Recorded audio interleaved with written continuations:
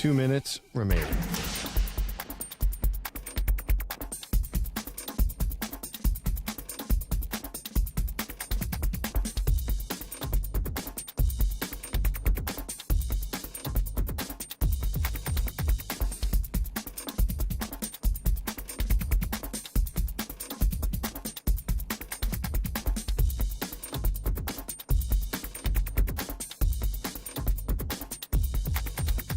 One minute, 30 seconds remaining.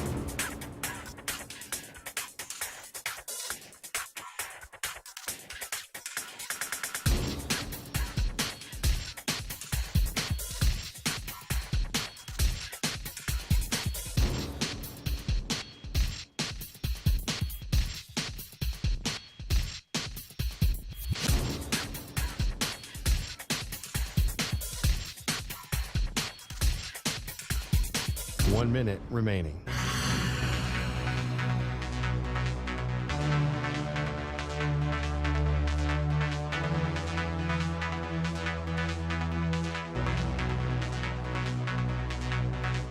Forty-five seconds remaining.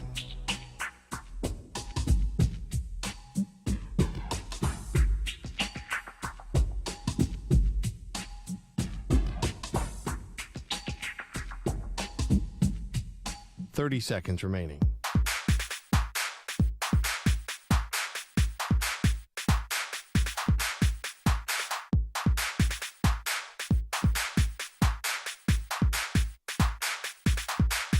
Fifteen seconds.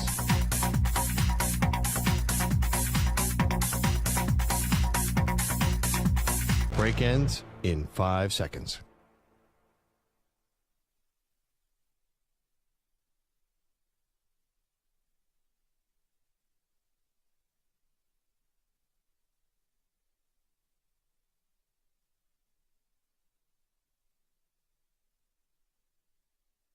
To infinity and beyond.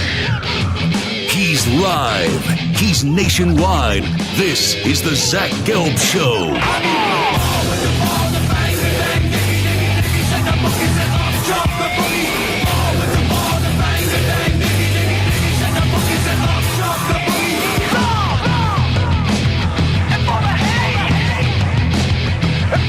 Here's your host, Zach Gelb. Live from the place where you're not overly ostentatious studios of the Infinity Sports Network here in beautiful New York City, sitting on top of the 10th floor of 345 Hudson Street. Welcome on in to a Thursday edition of the Zach Gelb Show across all the great local Infinity Sports Network affiliates, Sirius XM, Channel 158, the free Odyssey app, and of course, streaming live on YouTube. 855-212-4227 is the number to jump on in. One more time, 855-212-4227. You could always get at me on Instagram, where I'm straight flexing, or via the good old cesspool of Twitter, X, at Zach Gelb. That's ZACHGELB. I got Chris Hess. I got Moist Mike. We are rocking and rolling, jamming out with you all the way up until 6 p.m. Eastern, 3 p.m. Pacific time. We'll continue our NFL preview as we will cross off two teams today. Lomas Brown's going to join us 20 minutes from now as we'll talk about the Detroit Lions and their Super Bowl or bust expectations. Elijah Molding, defensive back from the Tennessee Titans, is going to stop by an hour 20 from now. And then in the final hour of the extravaganza, we'll do a little college football fix. We'll preview the Wisconsin Badgers with one of their linebackers and captains in Jake Chaney, who will join us. Okay, let's start with a little college football.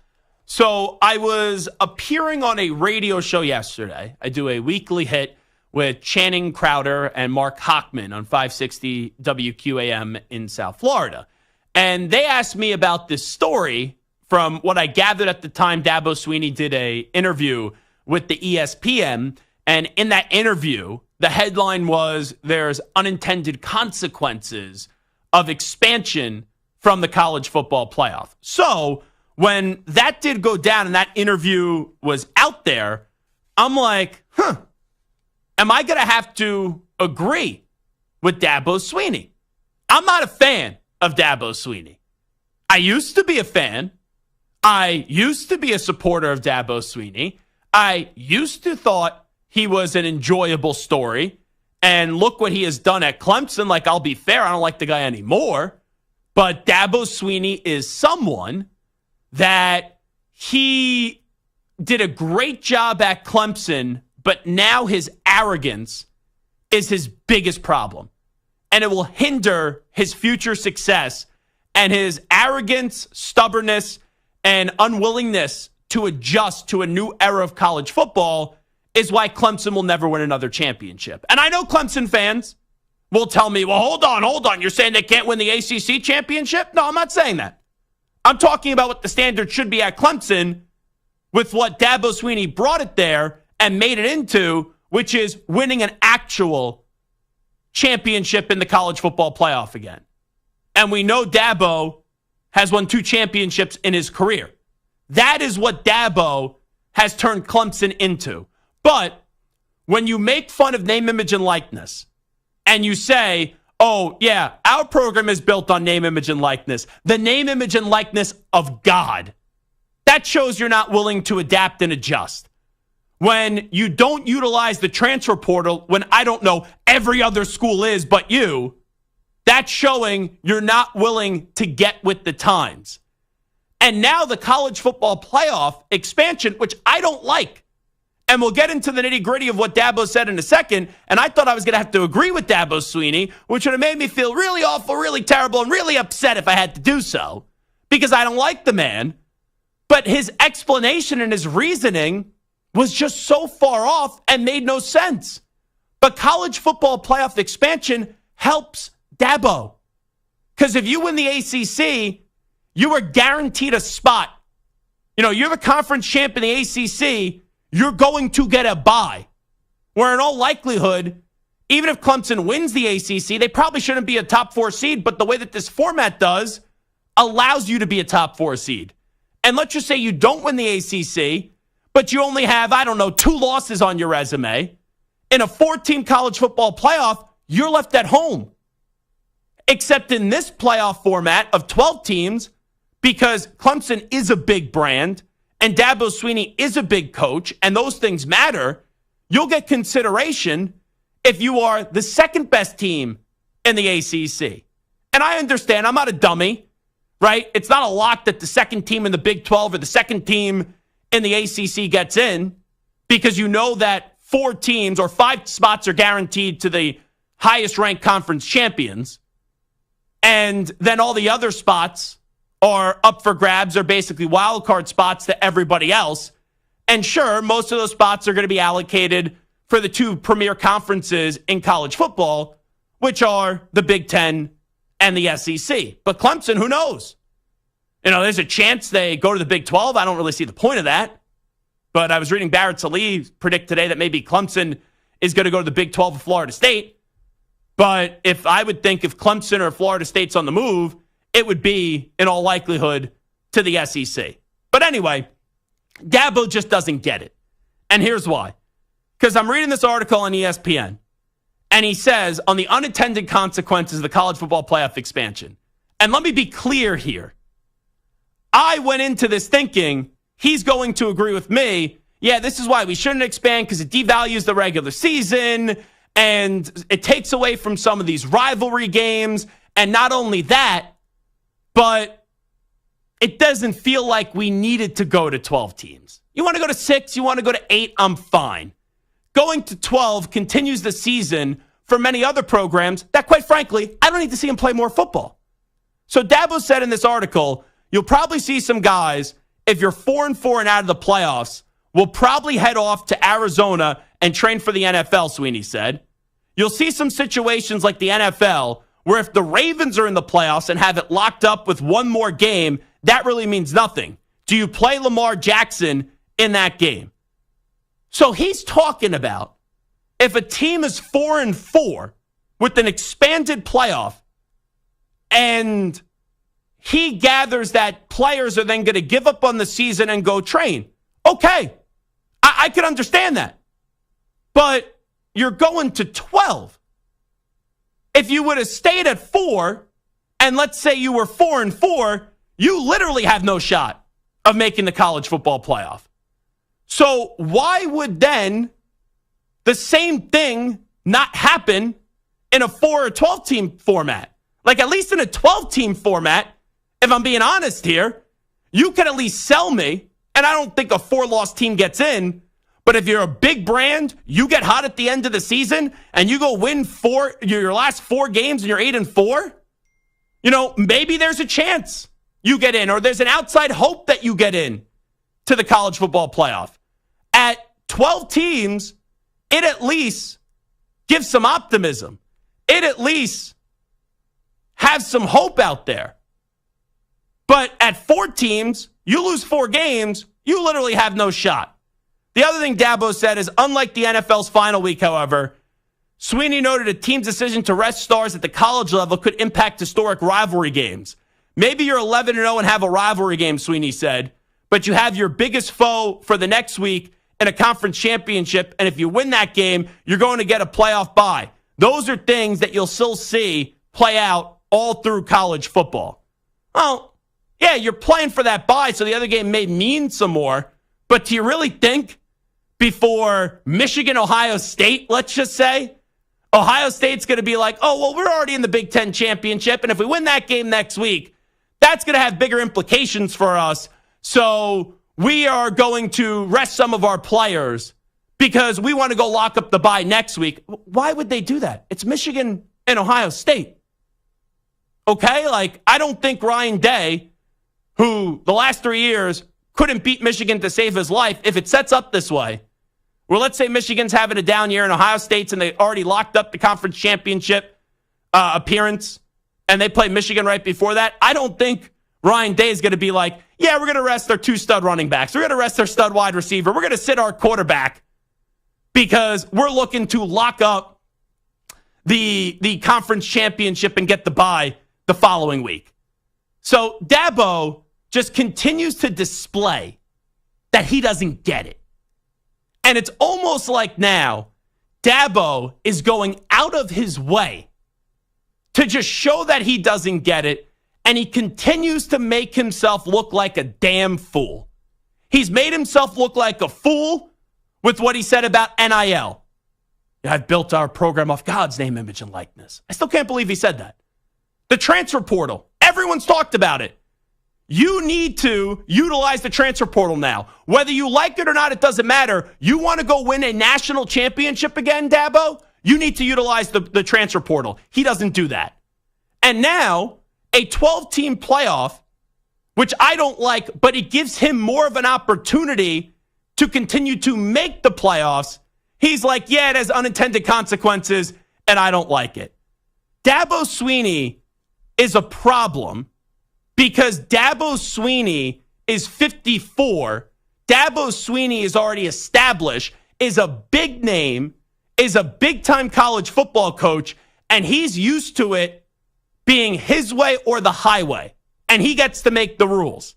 And when other people get power and other people have rules that get changed, he's not willing to adapt.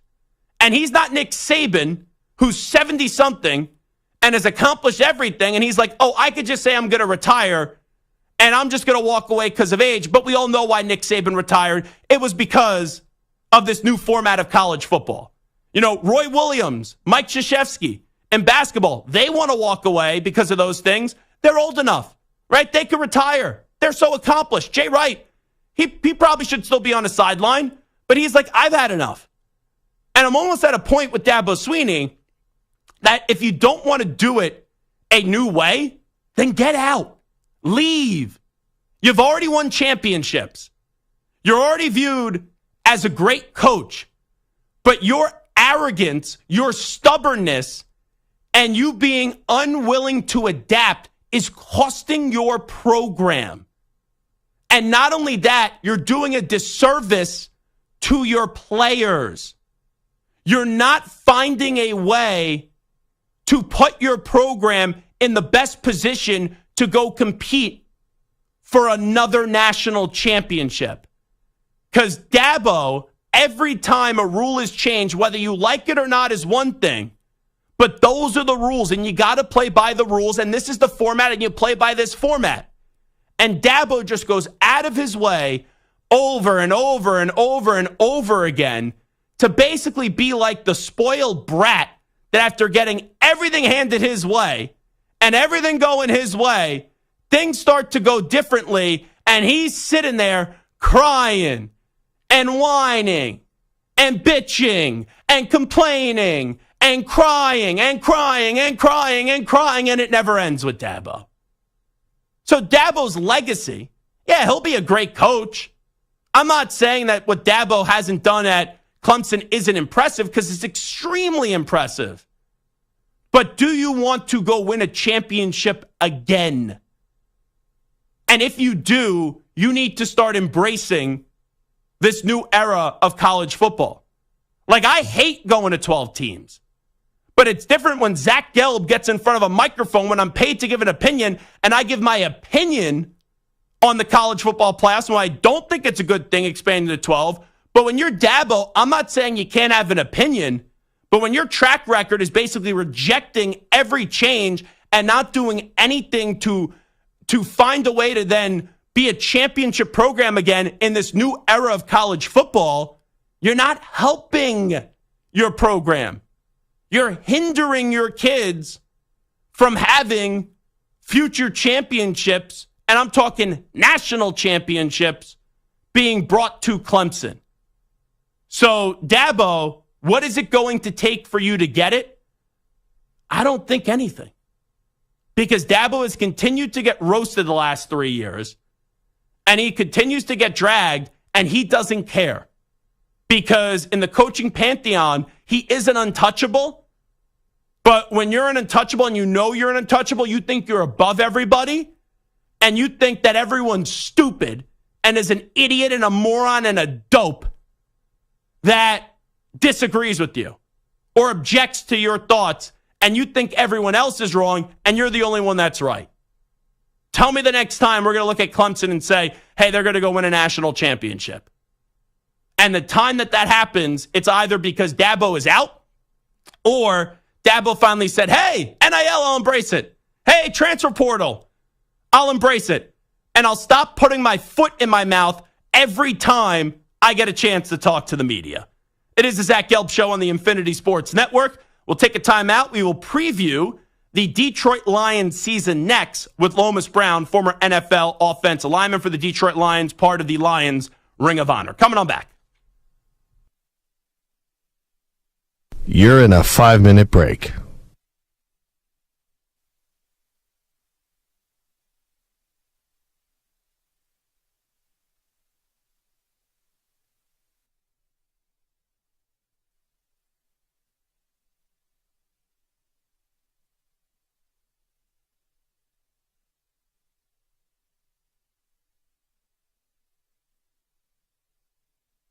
Four minutes, 30 seconds remaining.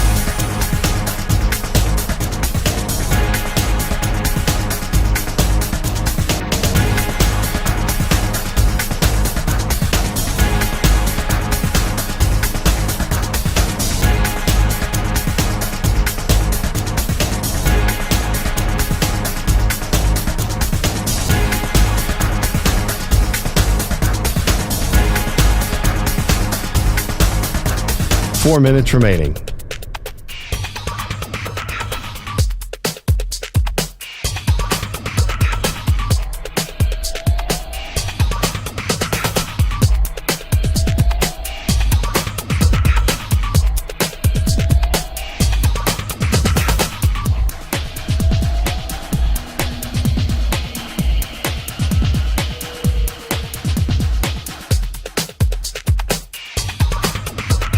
Three minutes, 30 seconds remaining.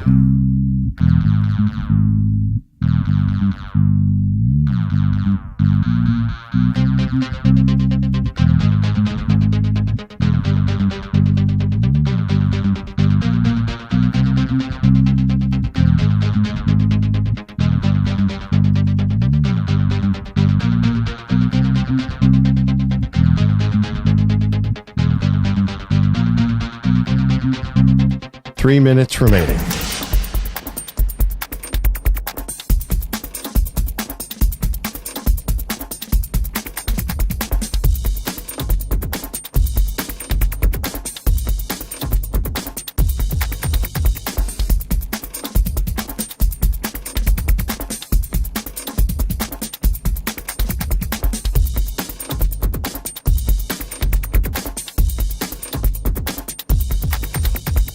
2 minutes, 30 seconds remaining.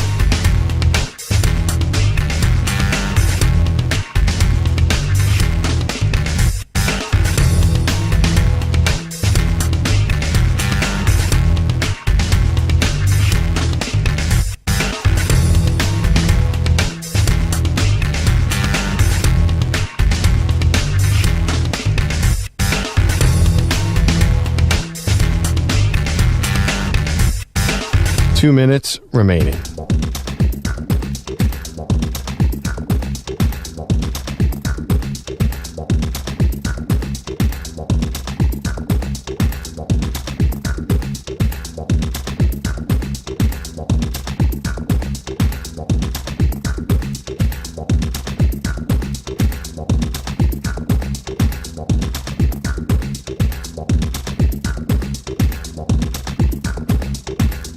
One minute, 30 seconds remaining.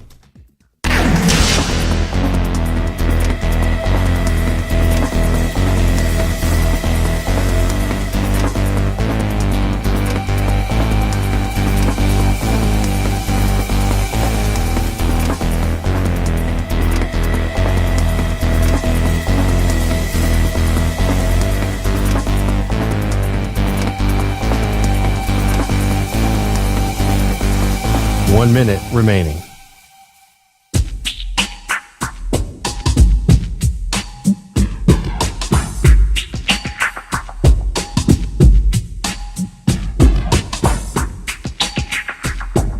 Forty-five seconds remaining.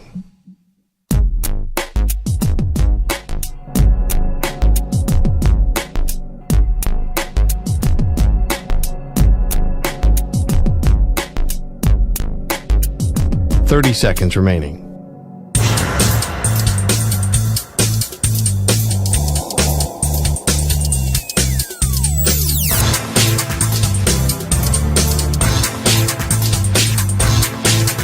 Fifteen seconds.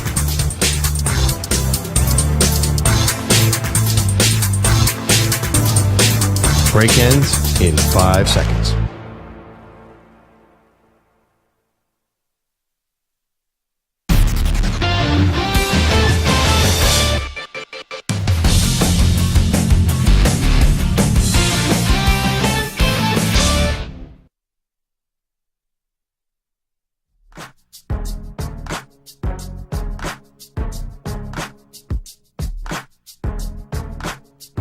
This is the Infinity Sports Network. Alrighty, welcome back in. It is the Zach Gelb Show on the Infinity Sports Network. We are moments away from previewing the Detroit Lions season. Lions had big expectations last year. I remember around this time last year, I was talking to my buddy Lomas Brown, who's going to join us momentarily, and he was saying for the Detroit Lions, not only do they have to make the playoffs, but they have to win a playoff game. And we know that the Lions made the playoffs, but they also won 2 playoff games, and they were in that NFC Championship game with a big lead up against the San Francisco 49ers, and they couldn't get the job done. But that kind of sets up now huge expectations where Detroit, we're talking about them in a Super Bowl or bust conversation. And I am very particular in how many teams I allow into the Super Bowl or bust expectations. The Lions are definitely right there at the top of the list. In the NFC, you know the 49ers, you know the Eagles, you know that the Lions are all in Super Bowl or bust mode. The AFC is a little bit trickier. I don't think the Jets are going to win the Super Bowl, but they are Super Bowl or bust with Aaron Rodgers getting up there in age, and they're all in. We know Kansas City's always in Super Bowl or bust mode. And you look at the Cincinnati Bengals, they're definitely in that conversation as well, because this could be the last hurrah with the trifecta of Joe Burrow, Jamar Chase, and T. Higgins, with T. Higgins on the franchise tag, not getting a long-term deal done. You know that right around the corner, Jamar Chase is going to get a long-term deal, and Joe Burrow got his money. But without further ado, we'll get to Lomas Brown in just a second, but let's preview the Detroit Lions right now as we get you closer and closer to Game 1 of the NFL season. Right around the corner. Holding himself, runs to the left, he's to the 5, Lamar's in, touchdown Ravens. They're going to have a championship game in Baltimore because the Hayes Lombard. Will it be your team's year to hoist the Lombardi? In the shotgun, Mahomes. He runs and he throws, caught, touchdown. It's caught. Hardman caught the ball. The Chiefs have won. The Chiefs have won. The entire bench empties.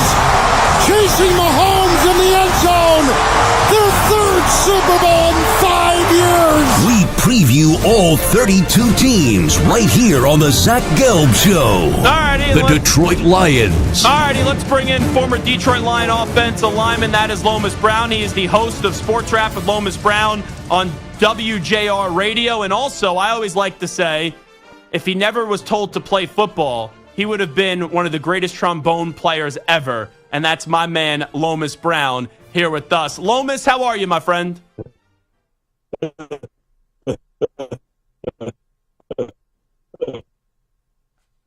I think we're having trouble hearing Lomas, so let's pot him down. Let's see if we can get Lomas Brown back up as we will preview the Detroit Lions right now with some big expectations for this upcoming season as you look at Jared Goff and Jahmyr Gibbs and all the pieces that they have on the offensive side of the ball. And then clearly when you look at their defense, that's going to be the biggest thing where their defense can be. I think we got Lomas Brown back with us. Let's try to reconnect with Lomas. Lomas, how you been, my friend? I'm doing great. I appreciate that being called the greatest or the biggest trombone player in the world. So let's talk about your Lions because we talk about big and greatness. There's some great expectations and some big expectations with this team. You look at last year, I remember talking to you. You told me this team had to win a playoff game. I thought just making the playoffs would be a successful season. We know how dominant Detroit was. We know what the standard is for this season, but what do you think this group can take away from the success that they had that saw them in an NFC Championship game a year ago? Yeah, I mean, great experience for these young guys. If you think about it, I think San Francisco had maybe like probably 40, 50 guys that had championship game experience, and I think we had maybe 4 guys. So just getting to the championship game last year, the experience that these young guys are going to gain, but man, that's still a hard pill to swallow that we have a 24-7 lead at halftime and couldn't close the deal. But I think the expectations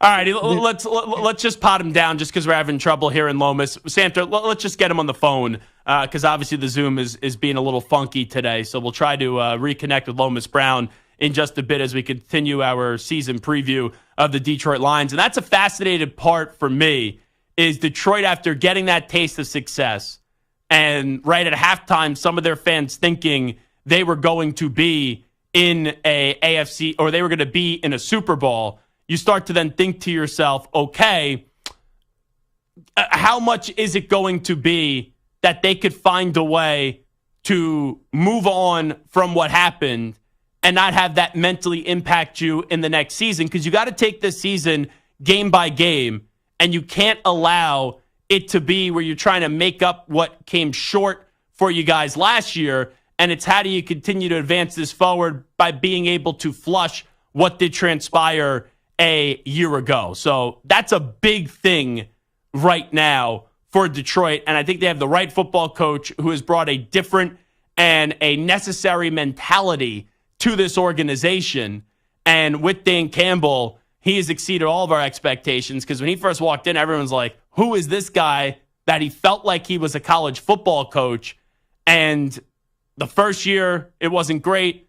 Then in year 2, it got off to a slow start, but then they finished really strong down the stretch. And then we saw them really take off in year number 3. We have Lomas Brown here back with us on the Zach Gelb Show. Lomas, going off of what you just said, with them getting to an NFC Championship game, having that big lead, and then not finding a way to get the job done in the second half, how do you kind of flush what happened last year? I know what the goal is for the Lions this year. It's to go win a Super Bowl, but how do you try to not make up for it all in once pretty much with having to think about that and having that wear on you each and every week in the NFL? Yeah, I think for these guys, and it's a young group, And I think sometimes your youth is helpful because, again, there's certain things you don't think about. You don't harbor on certain things.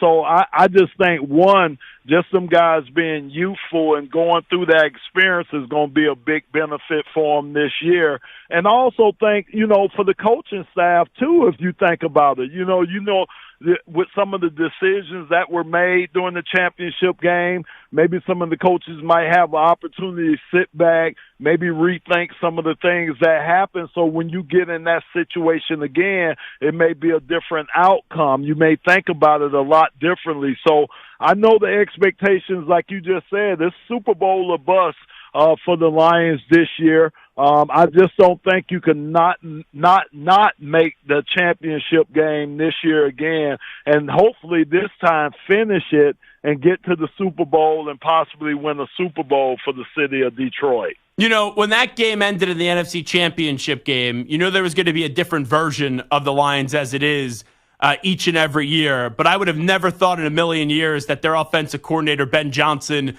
would be back. Is it still surreal that he elected not to take a head coaching job this year and he elected to return to the Lions? It really is, and that's a testimony to the organization, how this organization has just turned around, B, the culture that they have over there, man, where you got coaches that want to stay here, and being given head coaching opportunities, like you're saying, Ben Johnson was given, and for him to turn that down and to say that he wanted to stay here because he believes and he knows this is a team that's close, and I don't blame him. I mean, he's the mastermind behind this offense that's been so proficient and been so good over the last couple of years. And I think he can kind of see the prize at the end of the tunnel with the Lions getting to a Super Bowl. And then another thing is, I don't think that Washington job was right for him.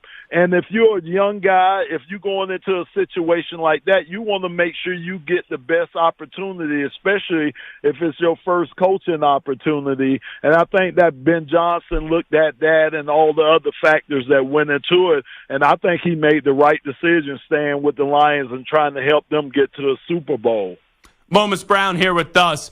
When the Lions traded for Jared Goff, I know that they said he was their quarterback, but I didn't think he would be their franchise quarterback. What has Jared Goff showed you? Clearly they paid him this offseason, but what he's been able to do in Detroit is really impressive, Lomas. Yeah, yes, it has been. And I can tell you this, I think the team follows Jared, meaning his demeanor. I'm telling you, if you look at Jared Goff during the game, you wouldn't know whether the Lions are up, down. You just wouldn't know where they are because he keeps his calm demeanor about himself.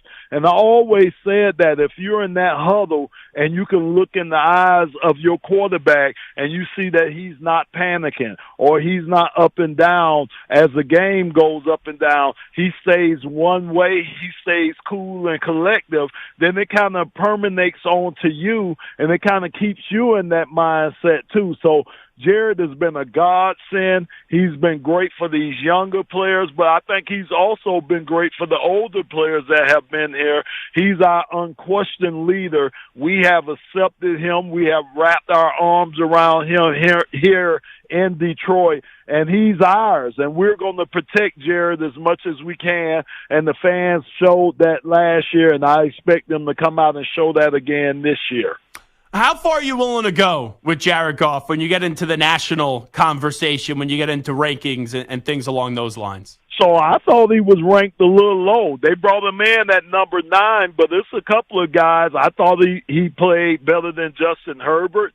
I would have put him ahead of him, and there's one other person I just can't think of off the top of my head that I would have probably Aaron Rodgers. I would have put him over him too. We know what Aaron Rodgers did in the past, but again, Aaron hadn't really played in a year or so, coming off that Achilles heel. So those are two guys I probably would have put Jared Goff ahead of in that ranking. But he definitely should have been a top 10 quarterback, which he was ranked as. But I think I might have had him up a little higher than where they had him at number 9. Wrapping up with Lomas Brown, let's get to the other side of the ball, defense. I like Aiden Hutchinson a lot. I thought he should have been the number one pick in the draft, but he ended up going to Detroit too a few years ago. You look at this defense, what do you need to see out of them this year for them to be able to get to the top of that mountain and finally deliver Detroit a Super Bowl?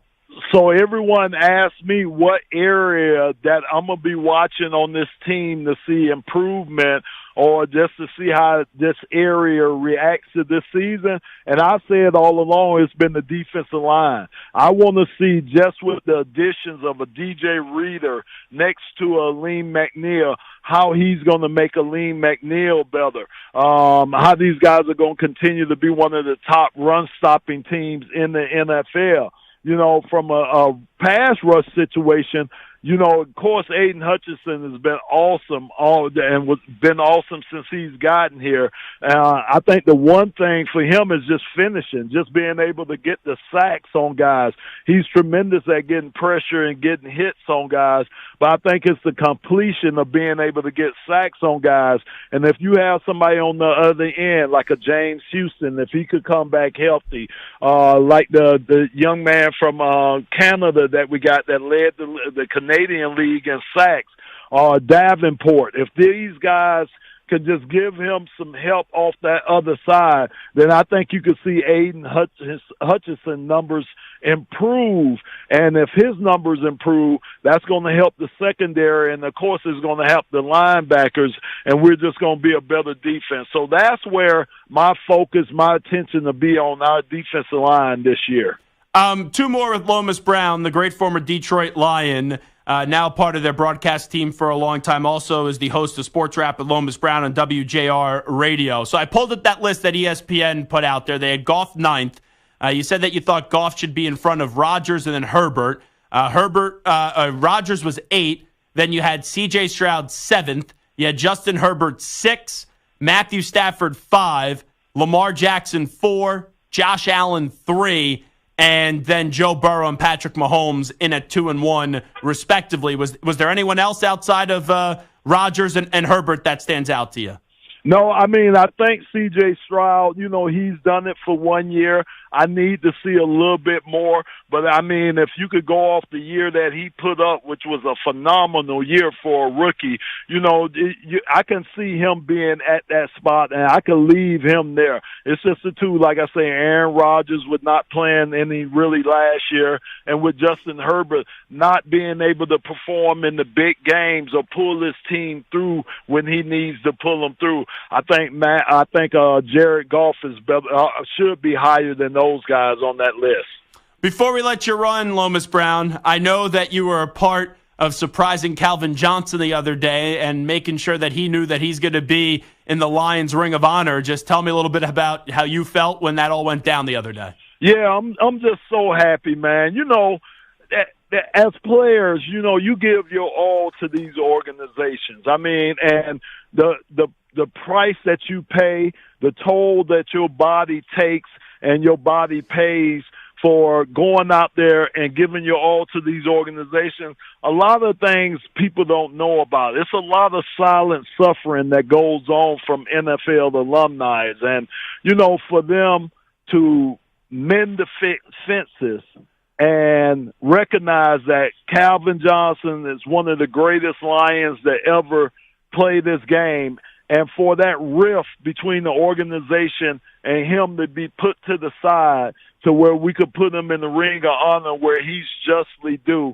I think the Lions are really turning the corner with the relationship between them and former players, and it's just a great sign. It's just a great sign, man, that things are looking up, that this organization is really taking on the mantra that it's all about these players and it's all about looking out for them. I couldn't think of a better honor for Calvin. I'm happy for him and his family, and I'm just happy I'll be the one that gets a chance to induct him into the Ring of Honor for the Detroit Lions.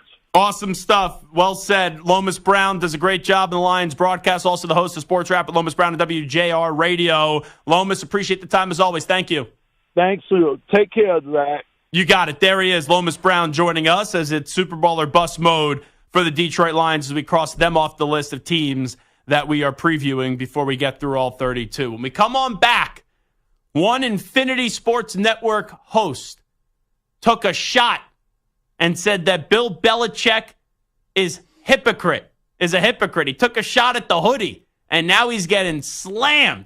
I saw Barstool did a big feature today about our very own Andrew Perloff. Am I in or out on Perloff's criticism of the great Bill Belichick? I'll tell you when we return. Update time first, though. Here he is, El Capitan Marco Belletti. Infinity Sports Network Sports Flash. Zach, we're sponsored by Progressive Insurance. Protect your home and auto. Save when you bundle. Get a quote at Progressive.com. Russell Westbrook looks to be on his way to the Nuggets. Reports are Westbrook will be traded to the Jazz along with a second-round pick in exchange for Chris Dunn. Westbrook expected to get a buyout from Utah, paving his way for him to sign with Denver. Round one at the Open, Shane Lowry on top, 5 under. He's done with his day. Daniel Brown, 4 under. He's through 14. Justin Thomas, 3 under in the clubhouse. Scotty Scheffler's 4 back at -1.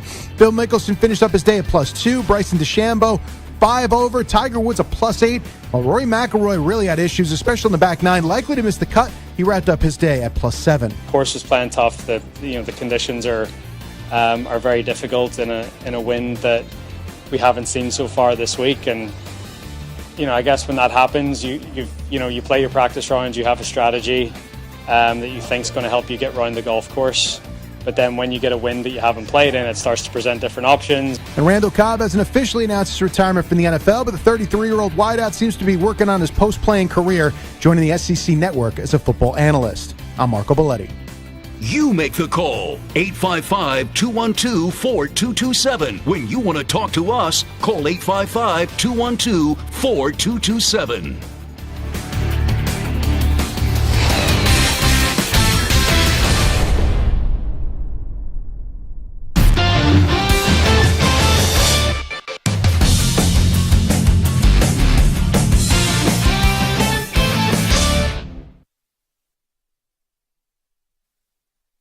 You're in a 5-minute break.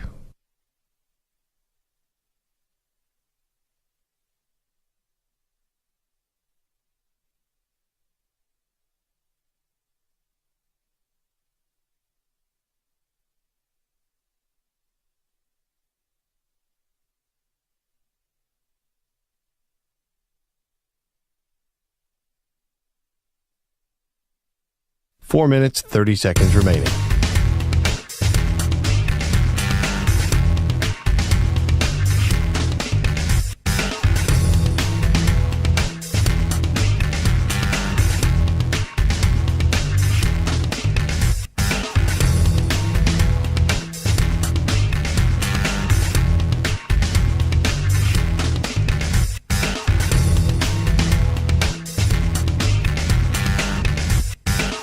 Four minutes remaining.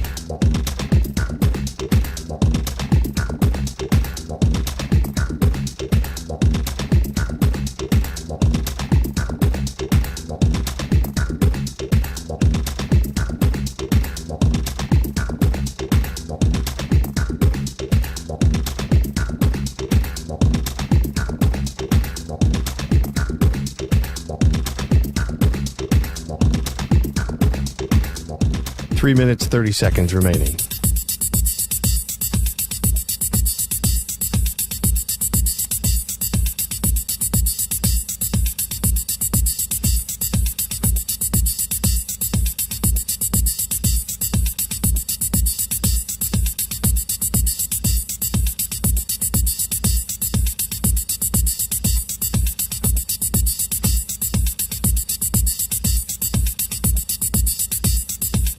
Three minutes remaining.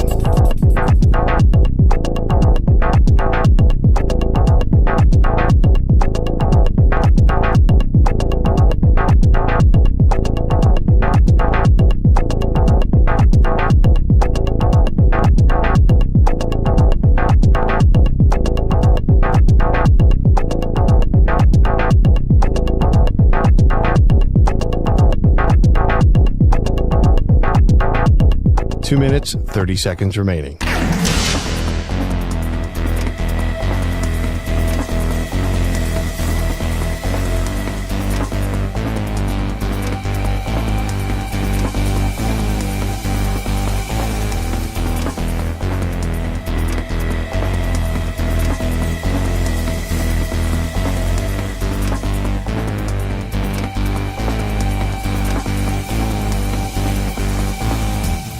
2 minutes remaining.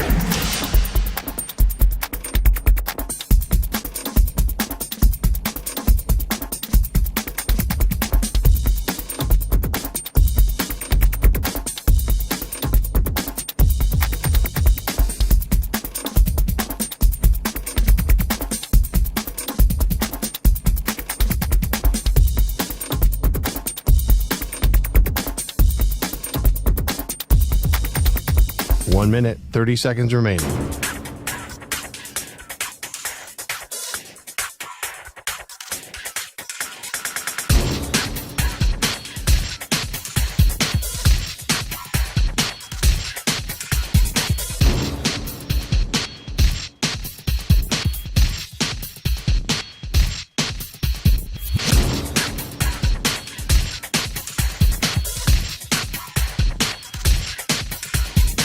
One minute remaining.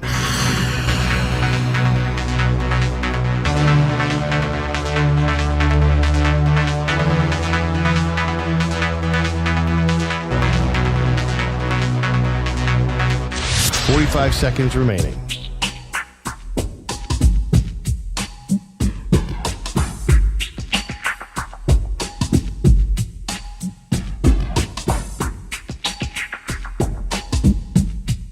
Thirty seconds remaining.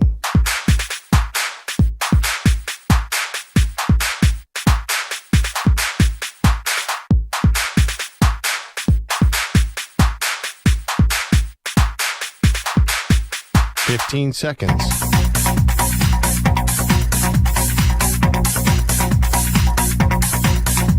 Break ends in 5 seconds.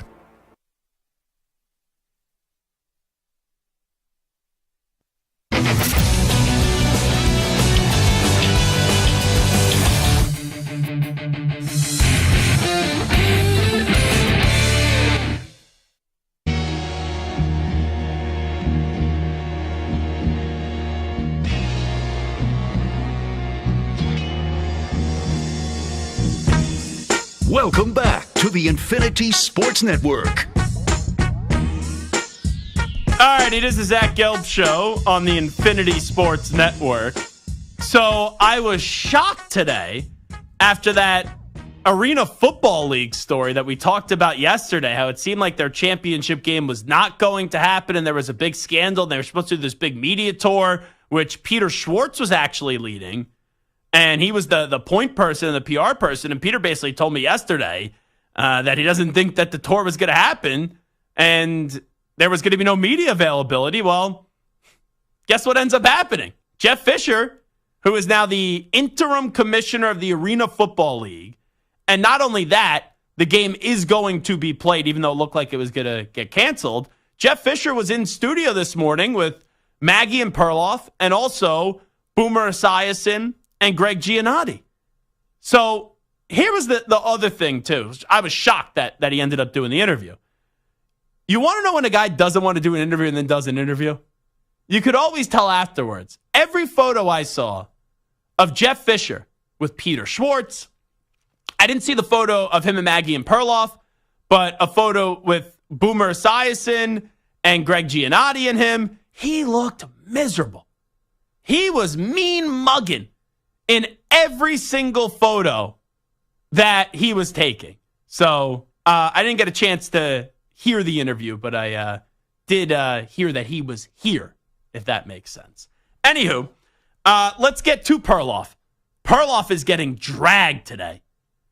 And I may defend him a little bit, but before we do that, let's hear from, which was the impetus behind this. This is Tom Pelissero on the Rich Eisen Show. He was filling in, hosting the show for Rich. And Tom Pelissero discussed Bill Belichick's coaching future. I know this. Bill Belichick intends to coach in 2025. He's staying engaged in the game. He'll be out. He'll be trying to better himself. He'll be trying to remind you that he's not Darth Vader, that there's more to Bill Belichick. He's done a good job of that so far. There's media stuff. He did win a sports Emmy. So Bill Belichick's doing media work. Everyone knows that Bill Belichick is doing media work for two reasons. I think the first reason is obviously, well, he wants to stay connected to football. and he wants to put himself in a position to get his opinion out there, and he doesn't have a job. So that's obviously why he's doing TV. He clearly prefers coaching over doing TV. But that last part that Pelissero said is a big one, that he wants to improve that image. And we've seen this before. Like, remember when Mike McCarthy, everyone was like, oh, he's not willing to embrace analytics. And then he did some interview or let someone have access to him, and he was talking about all the way that he's embracing analytics. And the next thing you know, everyone's talking about how Mike McCarthy's a different coach, different man. Belichick is doing Pat McAfee's show. He's going to be on with the Mannings. Like, he is doing things that puts him in a position where people are going to go, wow, that was really cool to hear Bill Belichick's opinion. Wow, this is a different side of Bill Belichick. So there's no doubt about it. Bill Belichick is using the media and using the media platform to improve the image of him. That he's not a curmudgeon, and that he could smile, and he could actually laugh, and he could have a personality. And so far from what I've seen of Belichick, like him at the draft on McAfee, that was excellent stuff. That was excellent content. You know, Belichick doing College Game Day last year was good stuff before Army-Navy. Good content. So I guess Jerry Thornton bashed at Barstool Sports Andrew Perloff. And not only that, there's a few more publications that are taking shots at Perloff. So Perloff, not only does he host here on the Infinity Sports Network in the morning on the Maggie and Perloff show, but he's also a NFL writer as well. He just picked that up on his resume. And I see the New York Post. Bill Belichick lambasted as a hypocrite for NFL media pivot after Patriots split. Awful announcing. Belichick, this is what Perloff said. He has never said anything useful as an NFL coach, and now he's getting paid to talk. So Perloff's point is that pretty much he thinks Bill Belichick is a hypocrite because he never said anything to the media, and he despised the media, and now he's using the media. So does that make him a hypocrite, Samter? Or is this just Bill realizing he could use the media to improve his image, which the last 2 years, the image of Bill Belichick, even though he's still the greatest coach of all time or one of the greatest coaches of all time, right? His legacy is not in danger of that ever changing. But if he still wants to coach, then he's going to have to alter a few things and have an image like revival. Yeah, I think that's true. But I find it interesting because I've seen so many different Bill Belichick moments while he was coaching the Patriots. Mm-hmm. And there was one that really stood out where he was talking about the greatest defensive players of all time. It was maybe like an HBO special, or ESPN was doing some special. Was it the NFL Top 100 list when he won an Emmy for that? Maybe, yeah. And Lawrence Taylor, he was talking about Lawrence Taylor. Mm-hmm. He was talking about defense. And he was still coaching, but you see this passion for football. He was funny. He was engaging. He was interesting. And I think the players, outside of maybe practice, they see a lot of that. And maybe the perception that we have in the media, that we have from the outside looking in, isn't 100% accurate. Even when some of the players still complain about it, he probably has more of a personality. Yeah. So it feels like... You know what? Do you remember the whole Deflategate thing, obviously? Of course. Remember the press conference where he gets up there and it was a dry delivery, but I think it's one of the funniest things I've ever heard where he goes, I'm not... an expert in the football world, like how the footballs are prepared as Mona Lisa Vito was to the car world. I thought that was one of the greatest lines, but like a lot of people didn't pick up on the My Cousin Vinny reference because of just when you're funny, right? Usually people like loud or there's a certain delivery, and Belichick was still doing his mumbling coaching nonsense that he does at the podium. So I think he's had that personality. So I think this repairing of his image is more for the public. Yes. I would have a hard time believing that teams, owners, GMs don't know the true Bill Belichick. I think 2 teams could hire him next year. Okay. I don't think one team should move off of their current regime. I think regardless of what happens this year, they should be patient. And that's Brian Daboll and Joe Schoen with the Giants. But there's history. history. The perfect fit. But that's history there. No, the best fit would be the Cowboys. That's a team that's missing, right, it. They have a good team, but they're missing it. And Belichick, his problem was the GM at the end. He was, like, up until last year, you look at those rosters, like, the roster they put together last year reflected what the record was. But the year before that, they won 8 games. The year before that, they were in the playoffs with the roster that was no good. So this idea and this notion that Belichick can't coach anymore, to me, is laughable. I will say this, though. I just found the Barstool Sports tweet. The audacity of this journo calling Bill Belichick a hypocrite for taking media jobs knows no bounds. And it's a photo of Belichick, and then it's a photo of Perloff, and the photo they used is Carson Wentz, the poster that we destroyed, was behind him. And Perloff is eating a jar of Skippy peanut butter in this seat that I'm sitting in right now. That is a great headshot with all, like, his history with Dan Patrick and, you know, all the stuff that he's done here and all the things in the media career of Perloff. With all the photos you have, I love that Barstool used a photo of Perloff during, what was that, some bet that he lost where he had to eat a whole jar of peanut butter on the air. That, to me, is hilarious, Samter. Yeah, I mean, listen, at the end of the day, I know he's getting panned, but I don't necessarily think he's wrong. But hey, listen, at the end of the day, Perloff is Perloff, and him eating peanut butter, I was there for that moment, and it was fantastic. Well, let me tell Perloff something. I'm going to teach Perloff a lesson. You know, you're coming at our guy. So even though I'm your guy, Perloff, and Sully is your guy, you're coming at our guy in Bill Belichick. So when Perloff least expects it, you may get a Sully Gelb attack on Andrew Perloff, and we may smack him around a little bit and tape that and wire that jaw shut for going after the great Bill Belichick. Was that a threat? I don't think so. It's Zach Gelb Show on the Infinity Sports Network.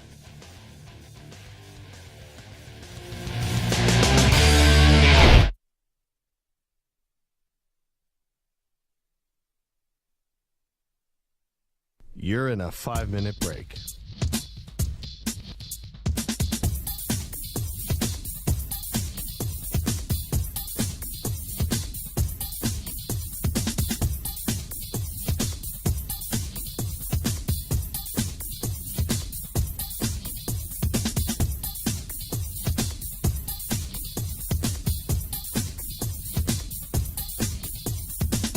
Four minutes, 30 seconds remaining.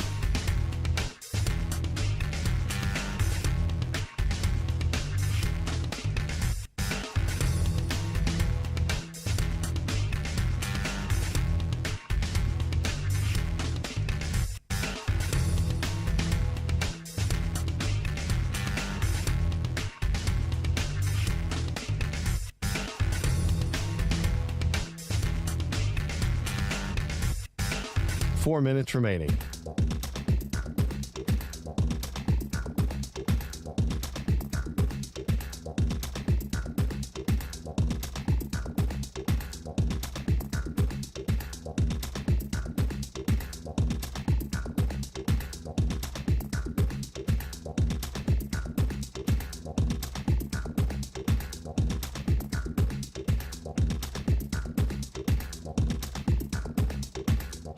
Three minutes, 30 seconds remaining.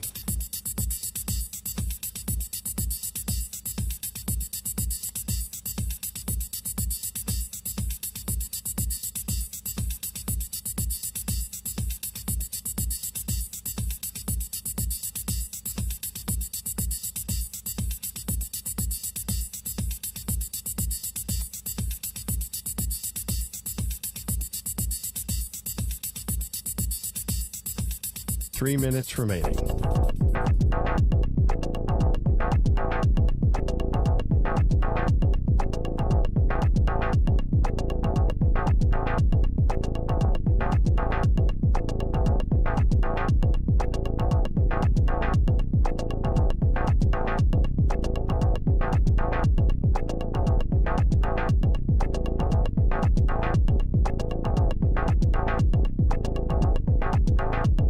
Two minutes, 30 seconds remaining.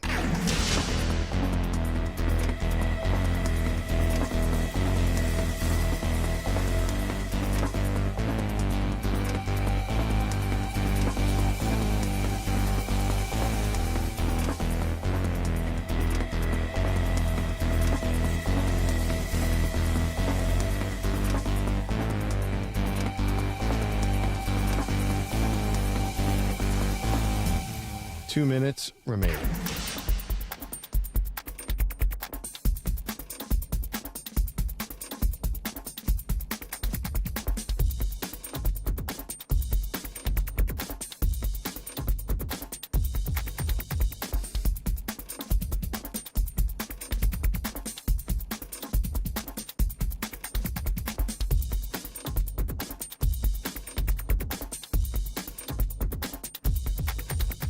One minute, 30 seconds remaining.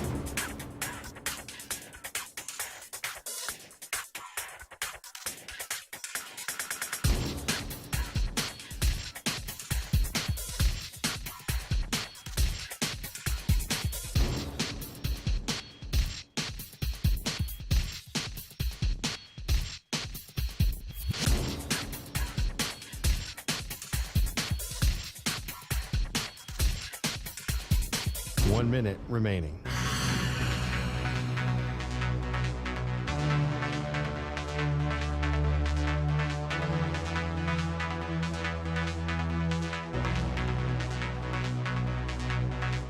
Forty-five seconds remaining.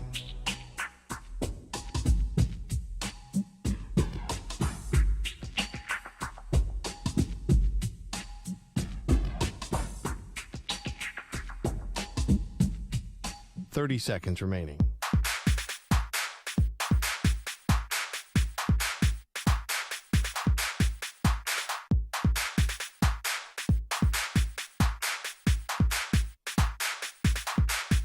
Fifteen seconds.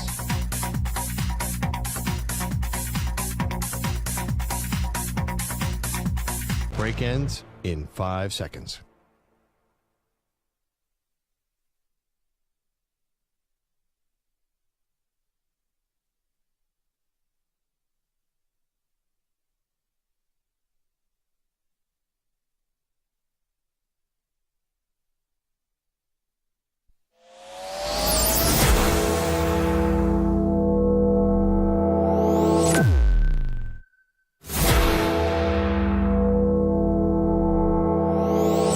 Infinity and beyond. He's live. He's nationwide.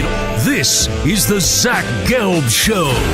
Alrighty, hour number 2 of our radio program. That's right, it is the Zach Gelb Show on the Infinity Sports Network. Coming up in the third and final hour of the show, we'll preview the Tennessee Titans with Elijah Molden, their safety, and Jake Chaney from the Wisconsin football team is going to stop by as well. But it is a Thursday today. Usually we do onside offside on Monday and Fridays. But since I am not here tomorrow, we're going to do a little onside offside today. Santa's got some questions for me. I'll give you some answers. And we get started right now. Zach's taking on the most polarizing issues in sports. Which side of the line of scrimmage will he end up on? Offside. Defense number 69. It's Onsides, Offsides with Zach Gelb. By the way, Samter, I have an onside offside question to you here first. There is something in the past that you've told me you are a big fan of. And don't worry, it's not Green Day. Okay? This is not Green Day related. But in the past, you've told me that you're a big fan of this person. And I've been invited to something that this person does coming up at the end of August. So I think it's going to happen. The details will get firmed up in a few weeks from now. But the invite is just for me to this event. So onside or offside, am I a bad friend not telling you right now what the event is or just waiting a few weeks to then tell you on the air about where I'm going to be going to?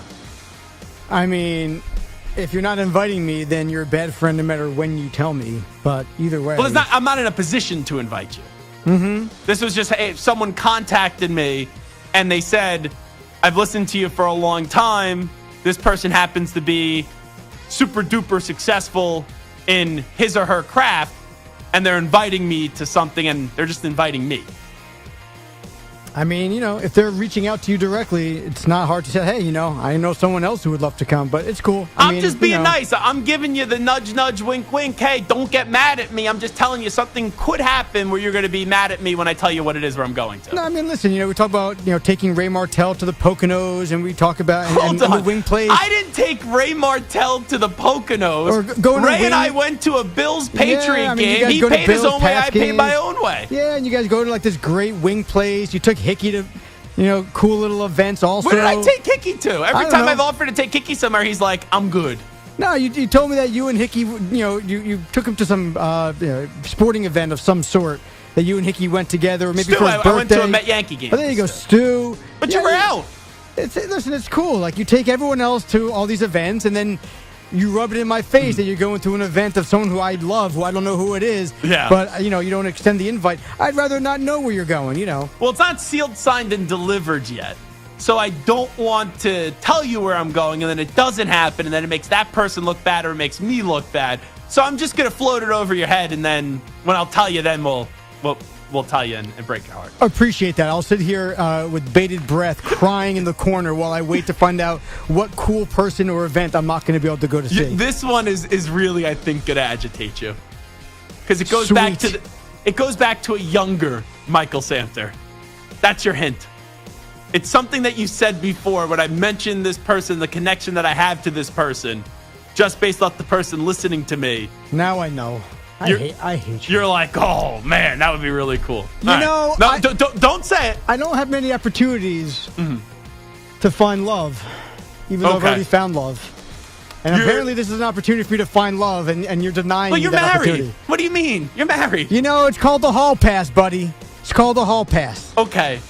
I'm not. I think you're warm. I think you're in the right ballpark. I know exactly who it is. No, I don't think you're totally there, but we'll get to it at a later date. Anyway, let's get some questions. I'll give you some answers. We still got to show up and do our jobs today. All right, well, listen, one of these days I'm just going to wear a name tag that says Zach Gelb, and so I'll show up as you, and no one will know the difference. Well, there's some security problems in this country, as we've seen. Yep. So I would usually say that no one would believe that you are me because there is a big size difference. But they don't know what you look like, most likely.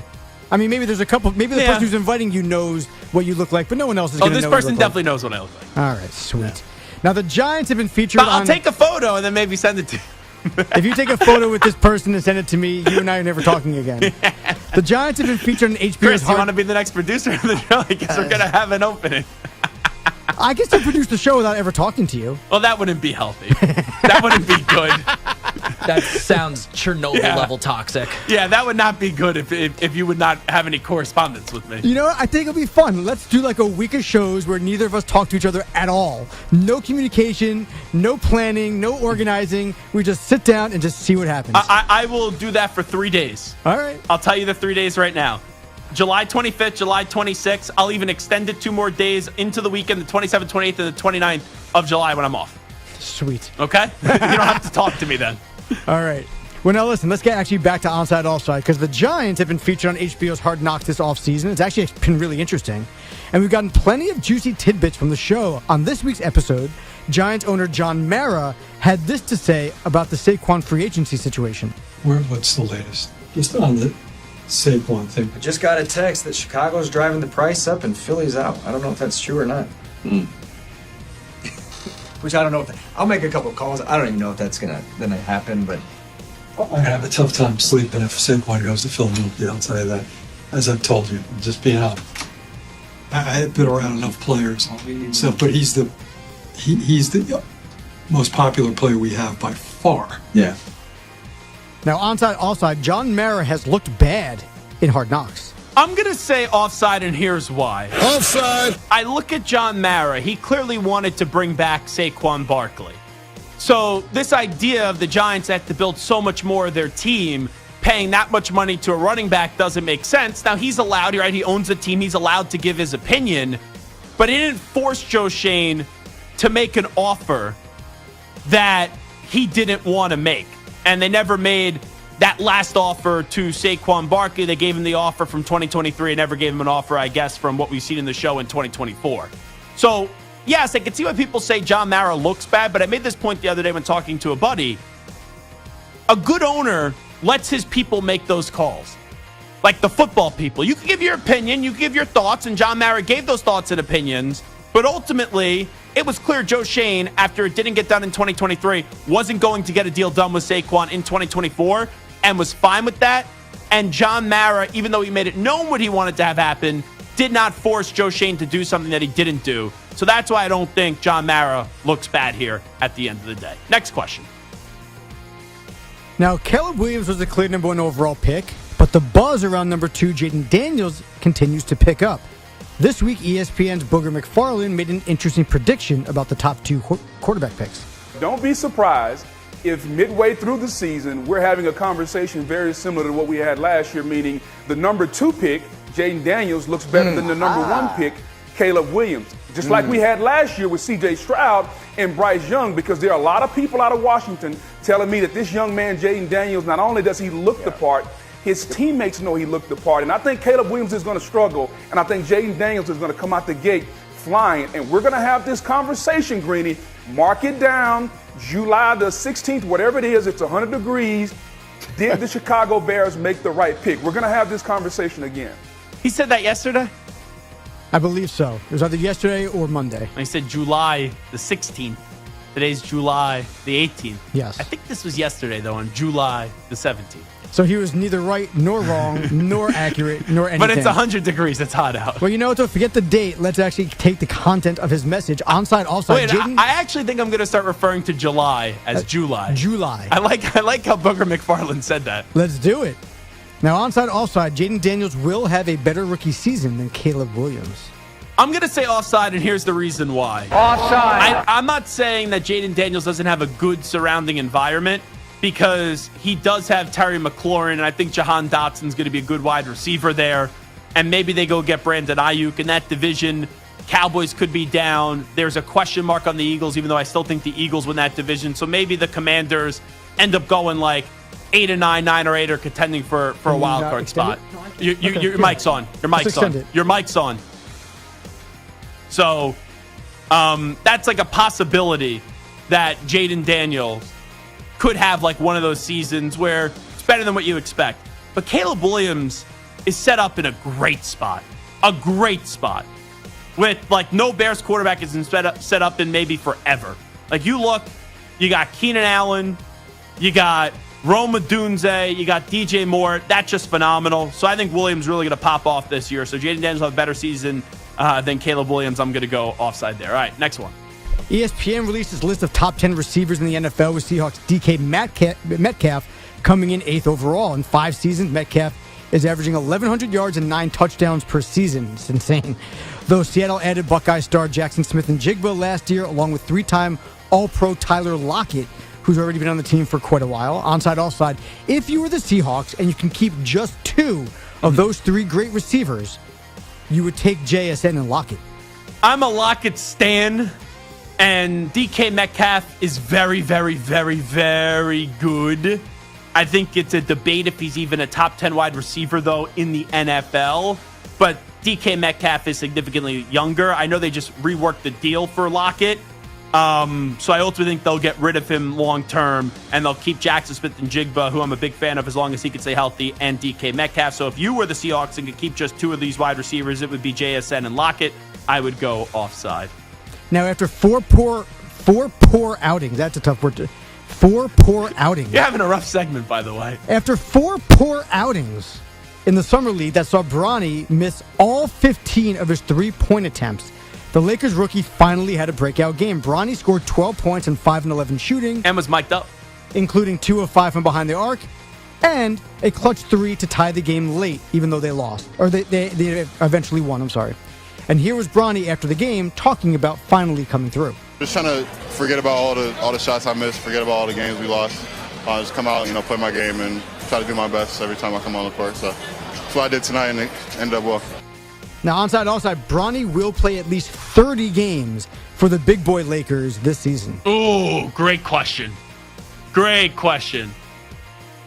I think there will be some G League work. LeBron's definitely going to have him there for some games, because that's LeBron's dream, to play on the same NBA team with his son.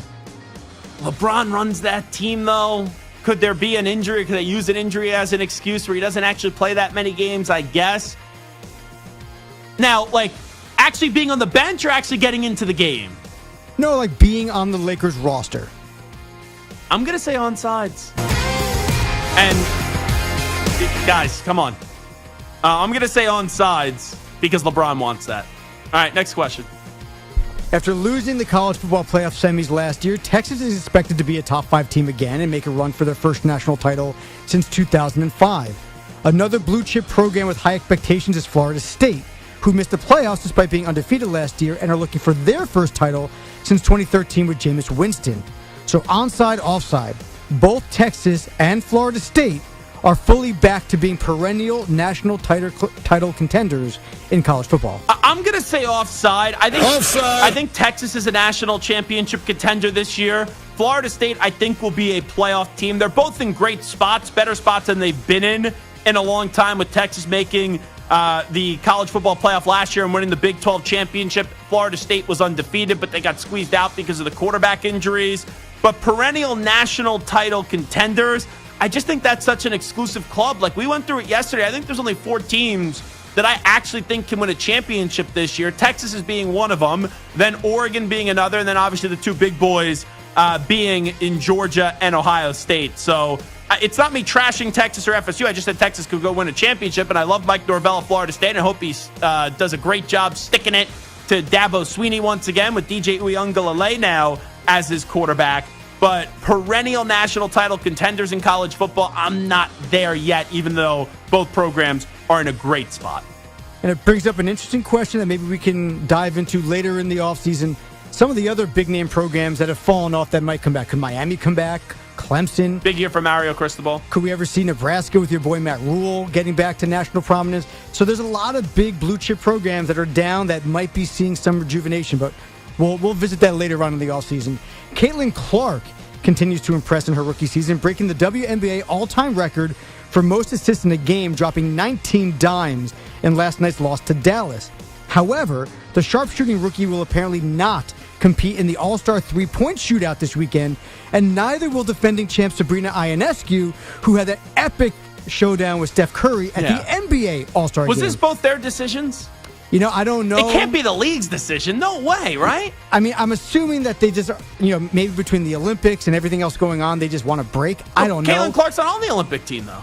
Yeah, well, maybe for Sabrina, but maybe for Caitlin, she just wants to kind of take a break and kind of, rest up a little bit emotionally, mentally. She's been taxed like crazy. Yeah. Straight from the national championship game, right into the draft, right into the season. She really hasn't had a chance to take a break, but this seems like a miss here. So onside, offside, it is inexcusable that Caitlin Clark and Sabrina Ionescu are not competing in the three-point contest.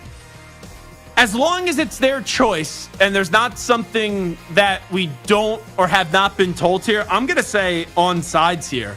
Like, you want to talk about bringing more eyeballs to the TV sets. I'm not watching the WNBA All-Star game. You tell me, though, we have a three-point contest with Sabrina Ionescu and Caitlin Clark. I'm going out of my way to watch that because that would be really damn cool.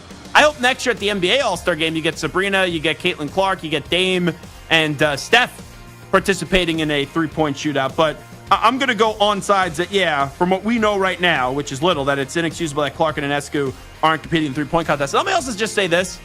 There was like a 2-week stretch, and I was a part of this, so I'll raise my hand and admit that I got it wrong, where it looked like maybe Angel Reese could win Rookie of the Year. It is so obvious Caitlin Clark is not only going to win Rookie of the Year, but I said this at the time, and I'll say it again on this second part. What I'm about to say, it's a flat-out joke that she's not on the Olympics team. You can't tell me that she wasn't worthy of a spot, what she's been able to do so far in college and what she's been able to do so far in her young career. So that's where we'll leave it at that. Onside, offside is Zach Gelb Show on the Infinity Sports Network. We will take a break. When we come on back, there is a top 32. All 32 coaches have been ranked. We'll give you the top 10 NFL head coaching rankings, and one coach who has won a Super Bowl that really stood out to me. I have no problem with him not being in the top 10, but he was lucky on this list to be included in the top 20. He's almost squeezed out of the top 20. We'll tell you who that coach is when we come on back. You're in a 5-minute break.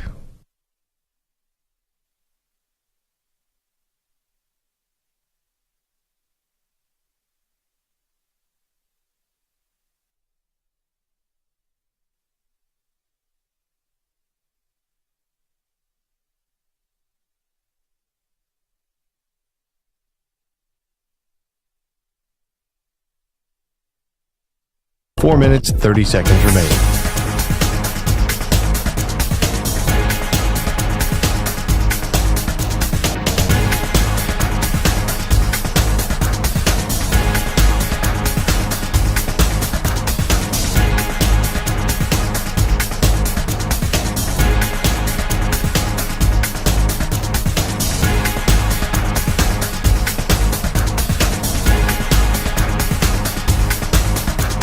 Four minutes remaining.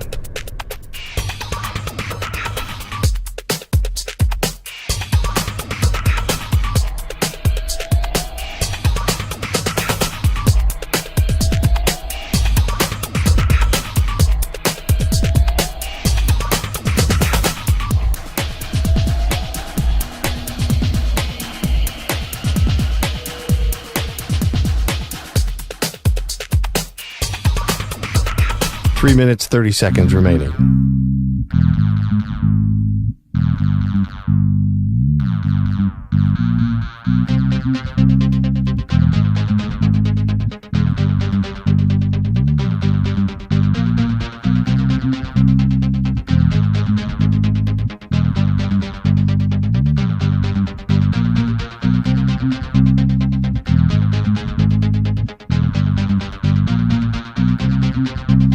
Three minutes remaining.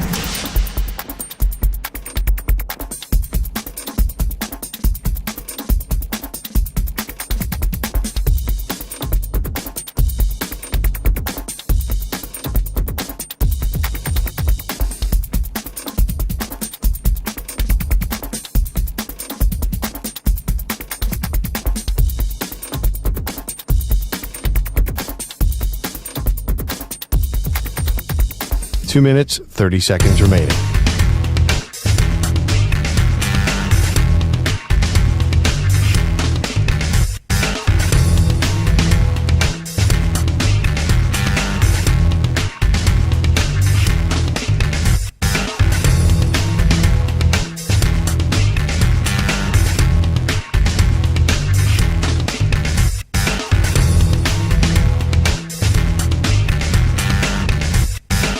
Two minutes remaining.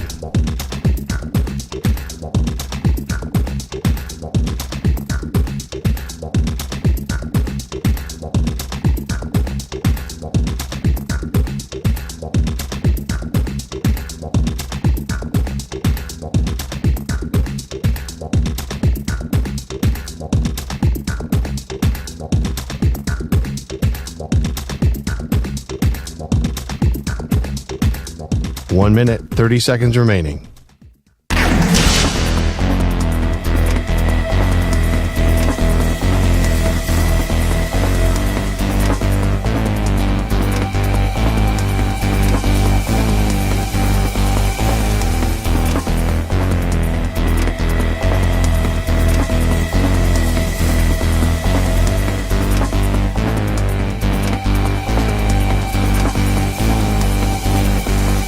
One minute remaining.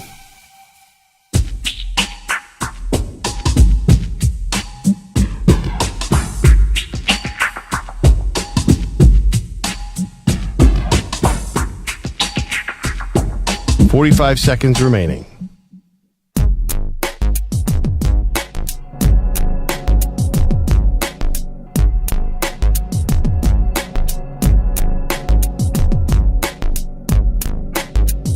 .30 seconds remaining.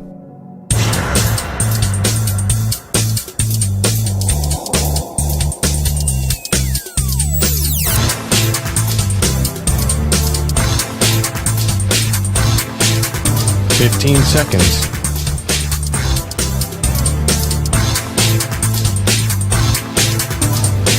Break ends in 5 seconds.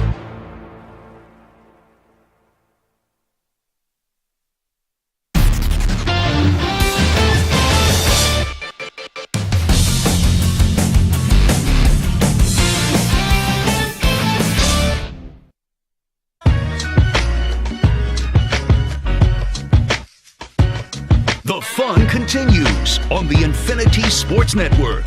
All right, it is Zach Gelb Show on the Infinity Sports Network. I saw that CBS Sports put out a all 32 head coach rankings entering this season. So in at number 10 was Kevin Stefanski, the two-time coach of the year. In at number 9 was Sean McDermott of the Buffalo Bills. At 8 was Dan, I'll rip your kneecaps off, Campbell. At number 8 with the Detroit Lions. 7, Jim Harbaugh back in the NFL, coming up from college, now with the Chargers. 6 was Mike Tomlin. 5 was Matt LaFleur. I like Matt LaFleur. 5, though? The 5th best coach in the NFL? A little surprising to me. John Harbaugh was in at 4. Kyle Shanahan was in at 3. Sean McVay, 2. And in at number 1, Andy Reid. So, I'm actually glad that CBS Sports didn't put Sean Payton in the top 10. Because Sean, you could argue, has a Hall of Fame resume. Sure. Sean, with what he did with the Saints, was remarkable, right? Made the Aints into the Saints, pretty much. And what he did for that city and that organization, along with Drew Brees, was phenomenal. But the last 2 years, I think Sean has done some big damage to his brand. And you look at what has transpired with Sean Payton, and I'm talking about the final year with the Saints, why he walked away, and then he comes back, and then in year 1, there were some ups and some downs, but he didn't get along with Russell Wilson right away. And I just thought to myself, why didn't you just sit out another year and then take another job after that? Because I didn't really think that this Broncos job was all that desirable. But even with that being said, and I'm not a big fan of Sean Payton right now in the year of 2024, when I saw where he ranked, my jaw kind of hit the floor. They made him the 18th ranked coach in the NFL. You don't want to put him in the top 10? I'm with you. He's not in my top 10. But you can't tell me that there's 17 coaches that are better than Sean Payton. So Mike McDaniel was 11. Kevin O'Connell is 12. He's coached 2 years in the league. Don't get me wrong. Really good year 1. Then didn't have a quarterback last year because Kirk got hurt. And they were a fine team. But it's not like you need to put him as the 12th best coach in football right now. DeMeco Ryans was 13. Zach Taylor, 14. Nick Sirianni, 15. And I know Sirianni's made the playoffs 3 straight years. And I know Nick Sirianni had that team in a Super Bowl. But he's basically told you, I'm just there to babysit everybody. And the offensive coordinator, defensive coordinator, they really run the show. And his offensive coordinator, defensive coordinator weren't up to par last year. Now they have new guys there, and Kellen Moore and Vic Fangio coming in. And that locker room was 10-1, and it crumbled. They won 1 game down the stretch. Doug Peterson in at 16. Doug is a heck of a coach. If they didn't regress last year, Doug probably has to be in the top 10. Won a Super Bowl in Philly without a quarterback, without his starting quarterback, and had to go to Nick Foles. And year 1 walked in and made the Jaguars a playoff team, but then they regressed last year. And then 17 is Mike McCarthy. Santa, I know you're a big Sean Payton defender, and you're I don't want to say sycophant, but you like Sean Payton a lot. I'm okay not putting him in the top 10, but to make it borderline of him being in the top 20 at 18, Steichen was 19, Dan Quinn was 20.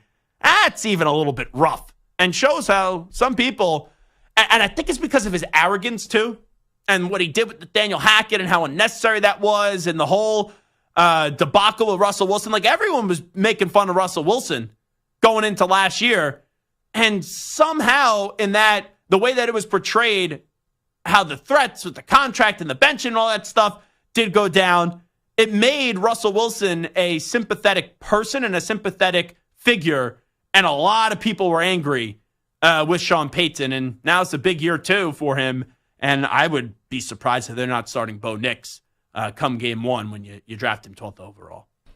So we talk a lot about how Mike Tomlin's never had a losing record. Mm-hmm. Now, Sean Payton has had losing records. Sure. But his worst seasons 4 different times were 7-9. He's never won fewer than 7 games in a season. And he's been coaching for 16 years. He's a career 620 win percentage with a Super Bowl. Got screwed out of another Super Bowl because of that, non-call the PI. Man. Got screwed out, got screwed on a play, the Minneapolis Miracle as well. He has been a great coach. He's 9-8 as a playoff coach. He's been one and done just 3 times in the twice in the playoffs. He is a great coach.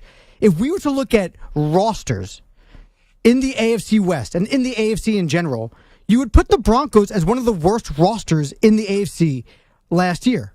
Yeah, fair. They went 8-9. They went 8-9 with a Russell Wilson who's on the decline of his career, didn't fit the offense. But Russ played well last year. Sure. And he wanted to bench him. Sure, and they still won 8 games, even though he wasn't fitting into Sean's offense. They had a very mediocre or below average roster, and they won 8 games in his first year in Denver. He was 9-8 in his last year in North. He's a great coach. He's not a good coach. He is a great coach. I think he was a great coach, and now we'll see if he is still a great coach, because if you want to tell me that Russ isn't your guy, fine. You have every right to do so.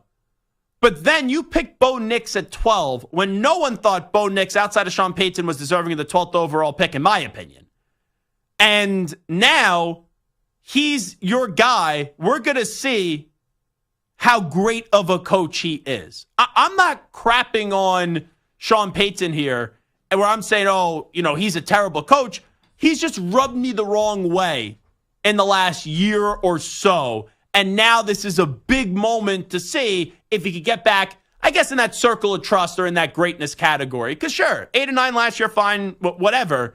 I just don't like the way that he handled last season. Sure, he might be a jerk. He might be cocky. He might be overconfident. And don't get me wrong, those are some qualities I actually like in my football coach. But I just don't understand why he took the Broncos job. I really don't. Yeah. I know he wanted the Chargers job, and they refused to move on from Staley a year ago. But you left the Saints because he didn't have a quarterback. And then you go to the Broncos, and they paid Russell Wilson a lot. And then you said Russ isn't your quarterback, and now you drafted your quarterback. So to me, I think there's pressure right now on Sean where he's not going to get fired after this season. But you get this year and next year, and by the end of next year, if they're not in the playoffs, you don't think he's the guy to bring them back to the playoffs, then it's tough for me to say that this guy is still a great coach in the NFL. Listen, I get that he rubs people the wrong way. Him being all of those things and him making maybe a weird decision to take over the job and not really give the quarterback a chance does not make him a bad coach. It makes him a jerk. It makes him maybe short-sighted in his thinking of the Russell Wilson situation. But as far as being a coach, as far as winning games and being a leader of men on the field, he is a excellent coach. He is a future Hall of Fame coach. He is absolutely better Can I than ask you a question? A top 15 coach or top 18, whatever this list has him at. Can I ask you a question? Yeah. And I do believe Sean's a better coach than the guy that I'm going to bring up. But he's won a Super Bowl with an all-time great quarterback.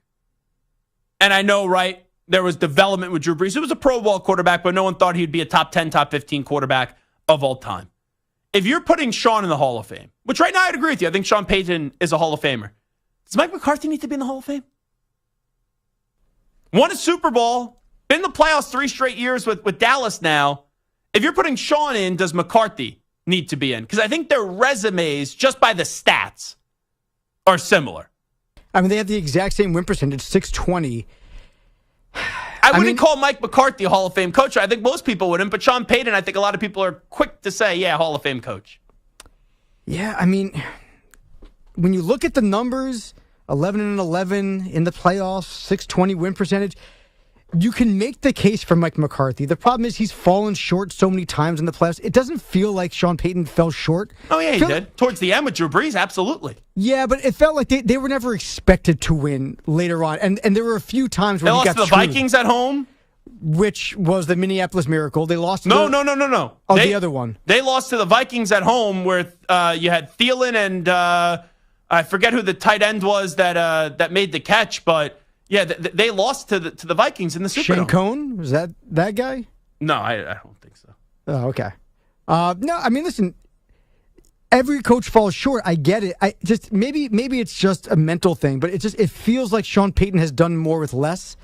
And as great as Drew Brees was, it feels like he had Aaron Rodgers in Green Bay, McCarthy. Well, here's the thing. I don't know. When you talk about the Packers, correct me if I'm wrong here, Marco. When you look back at the Packers Super Bowl, the one that they won with Aaron Rodgers, you think of Rodgers first, right? Mm-hmm. When you look at the Saints Super Bowl that they won up against Indianapolis, who do you think about first? Is it Brees or is it Payton? No, it winds up being Payton. And I agree because of the decision coming out of half. The onside kick. With the onside kick. But it's also because he's loud. That's part of it. Yeah.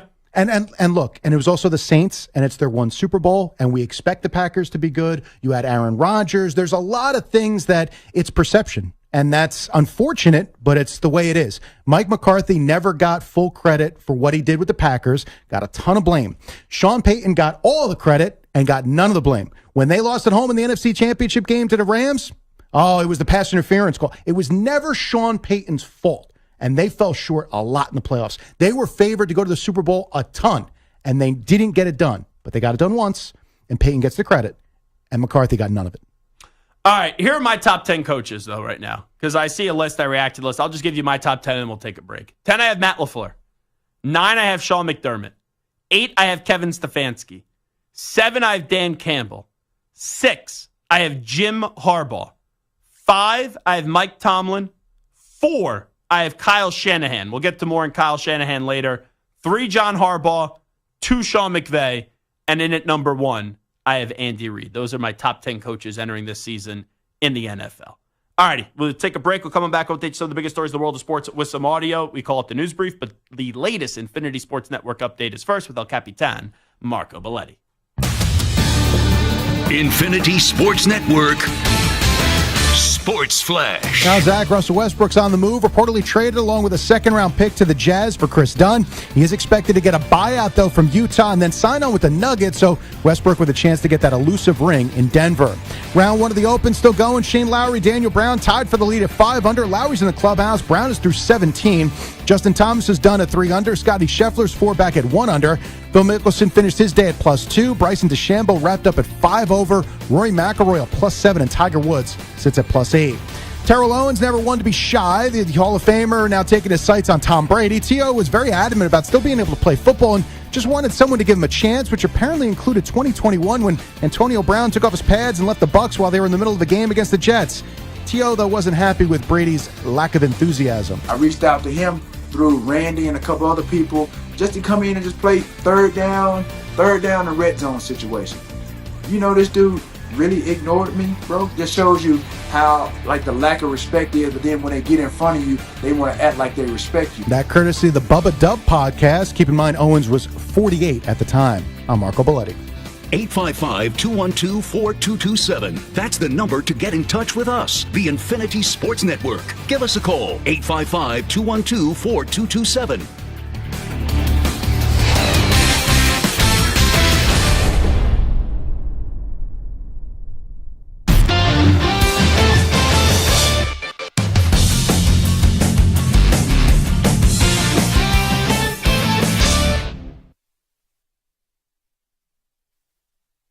You're in a 5-minute break.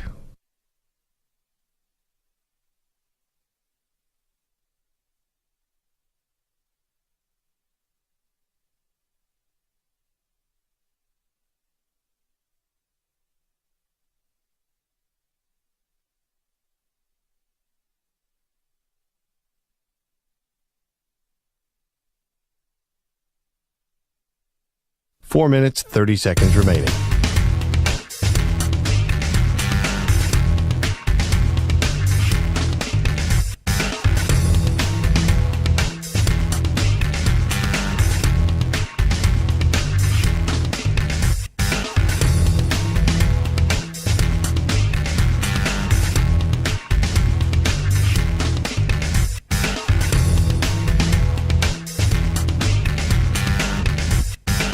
Four minutes remaining.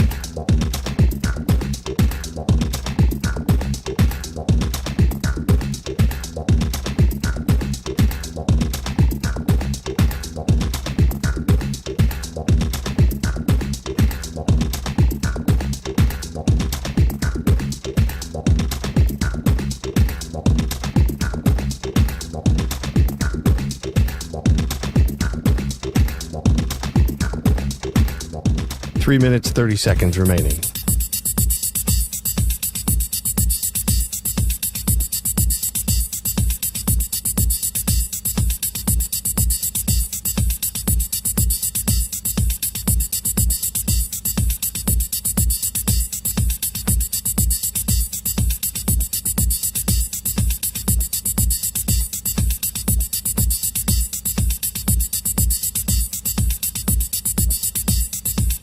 Three minutes remaining.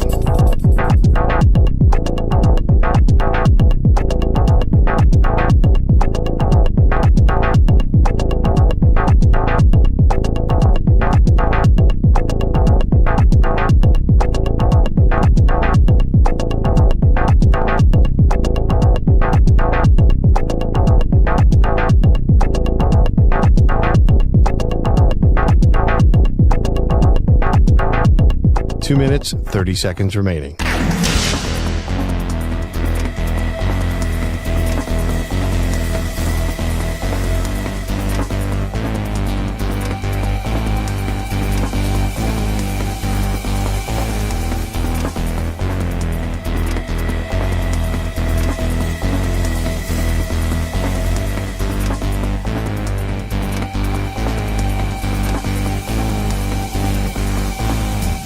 Two minutes remaining.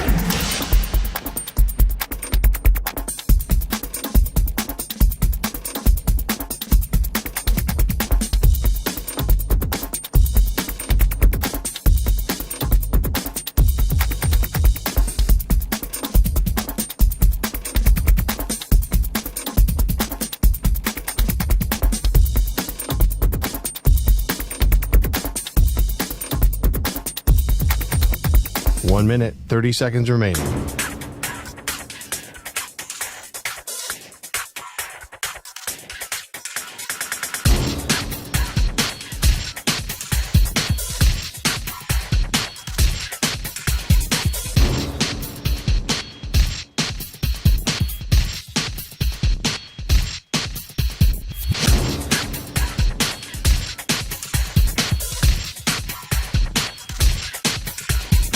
One minute remaining.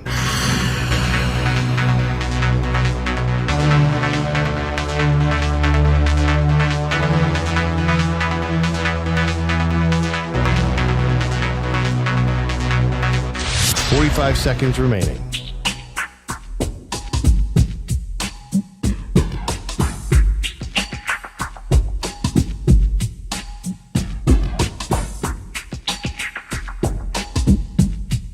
Thirty seconds remaining.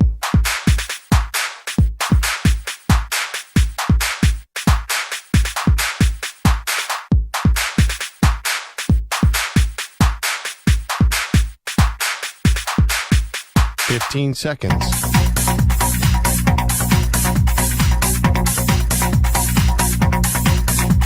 Break ends in 5 seconds.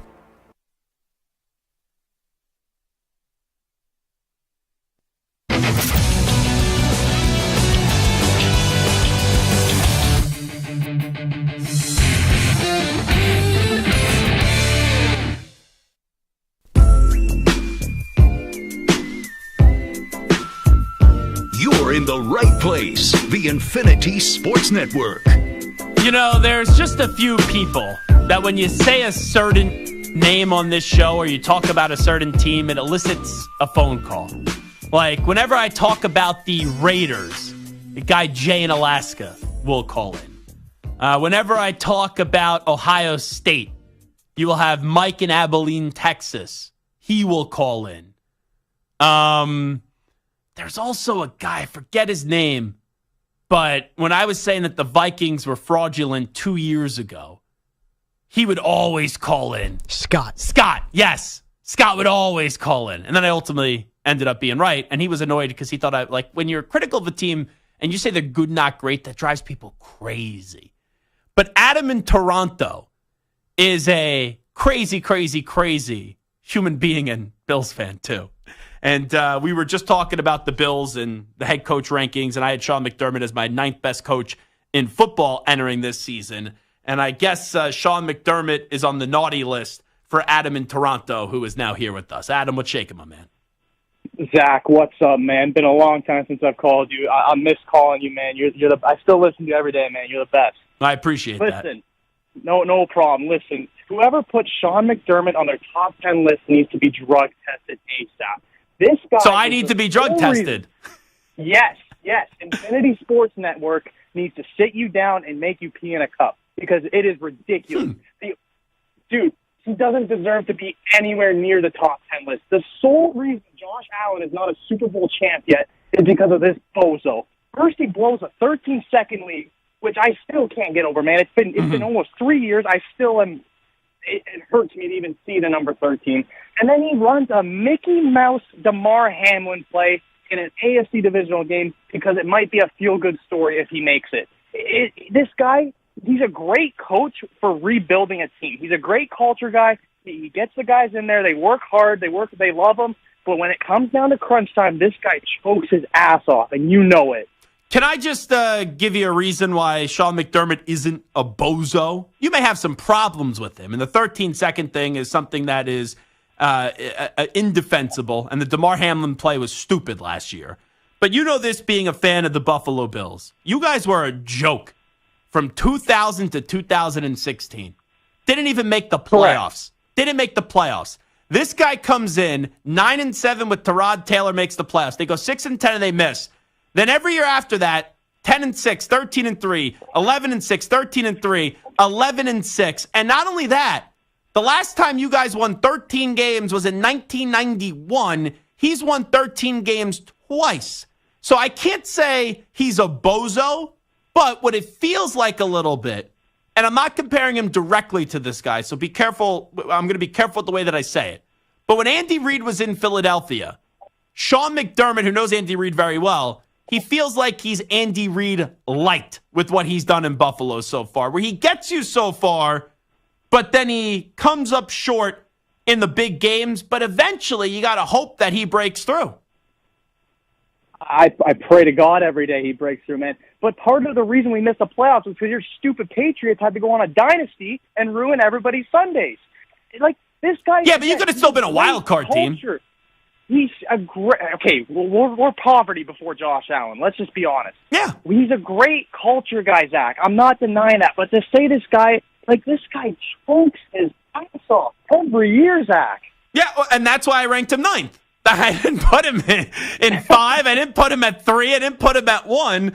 And appreciate the phone call. Good to hear your voice, Adam. And I also, you think I passed that test? Just wondering, Samter? Infinity Sports Network needs to sit you down and make you pee in a cup. Why do I have to sit down to pee in a cup? I could do so standing up. I didn't even pick up on that part of it. I could do so standing up. Imagine they have one of those guys come in that watches you urinate like in the NFL. David Mayernick walks over. All right. Whip it out. Time to pee. Let's go. Drug test for Infinity Gelb. Sports Network needs to sit you down and make you pee in a cup. I'm trying to think the last time I got drug tested. I don't think I've ever been drug tested for a job. Yeah, I don't think they do drug testing for... Well, they I guess they do some, but I think, especially like certain types of drugs have kind of lost their stigma, so they don't care as much if people use certain things. Didn't they, in Entourage, have to do the fake? They had to alter the results of the drug test a little bit? Don't know. I think today is the 20th anniversary of Entourage, maybe? Or is it 30? I think it's 20.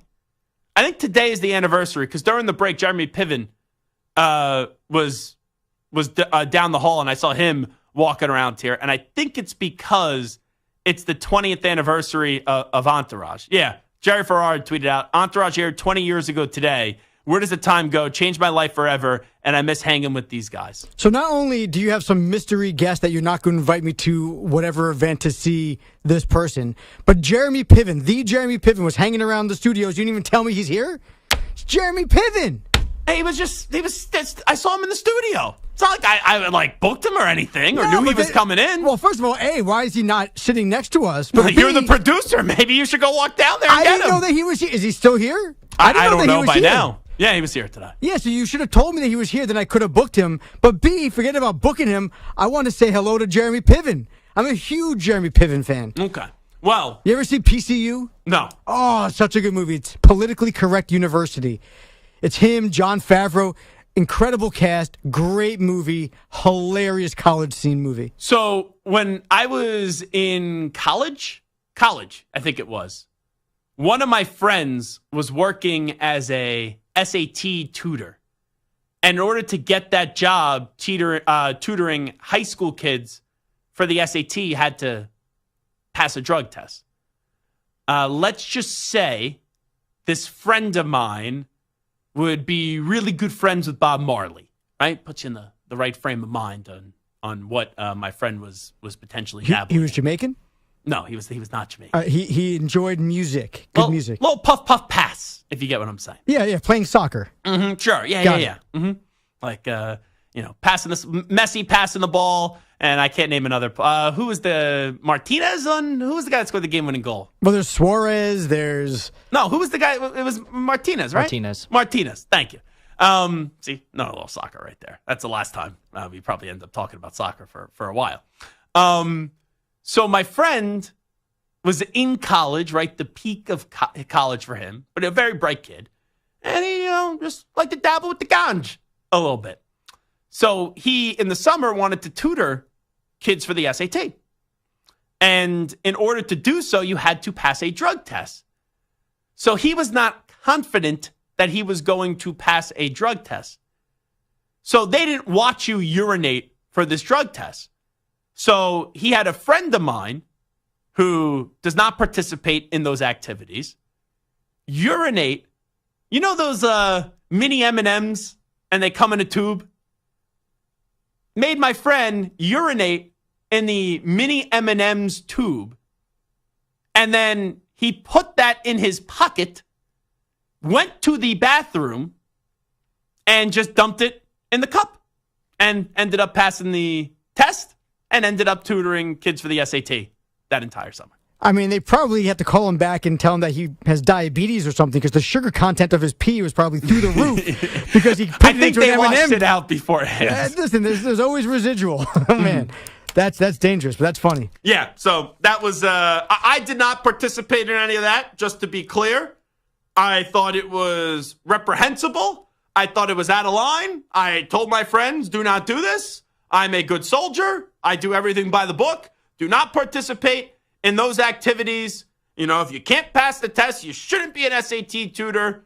I'm just letting it be known on the record in case if anyone's listening and anyone wants to come after me for this. I had no involvement about this. I just knew about it. I will say that partaking in that activity should have nothing to do with whether or not you could be a good SAT tutor. I feel like I understand but rules the rule. Are the rules. Yeah, I get the rule, but I'm sure your friend, he illegally passed that test or improperly passed that test. He passed the test, right? Right. His urine he in probably their eyes. turned out to be a great SAT tutor. Could you imagine if whoever runs that, I don't even know what it was, but that program is listening right now, and they're like, "Oh, wow, we got to now go after this kid."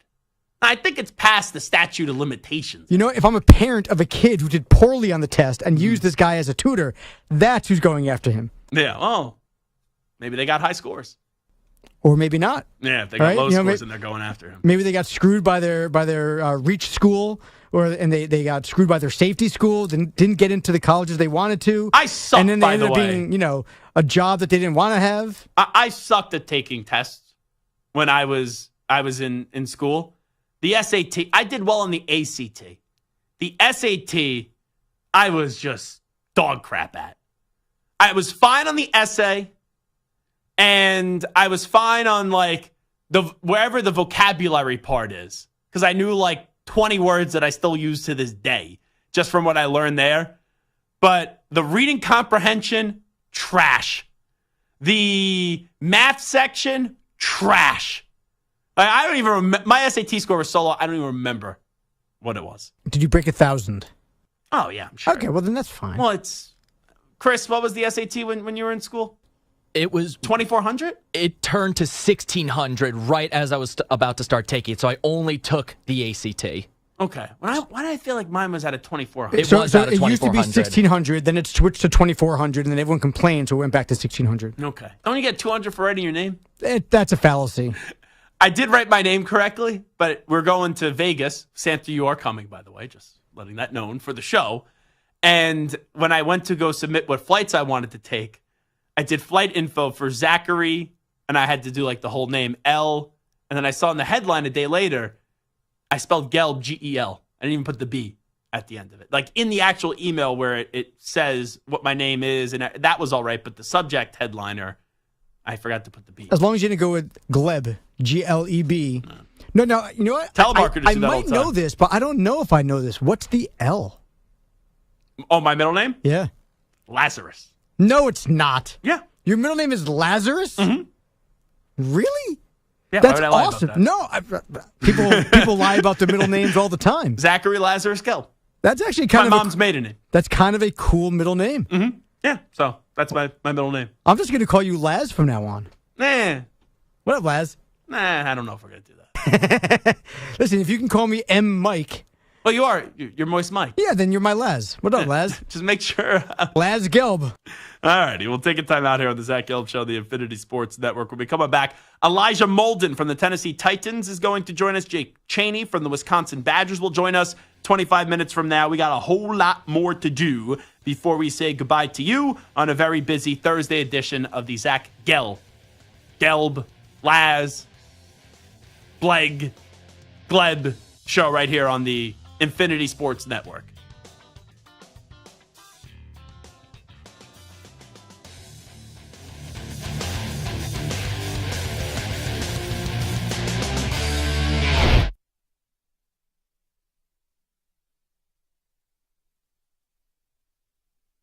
You're in a 5-minute break.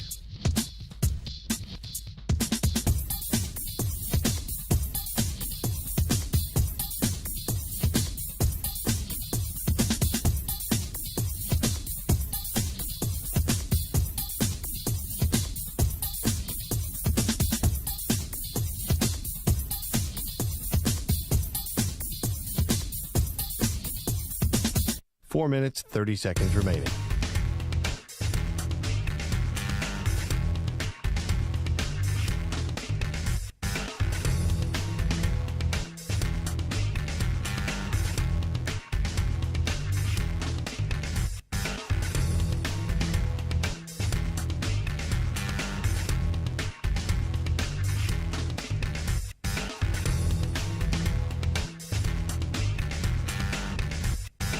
Four minutes remaining.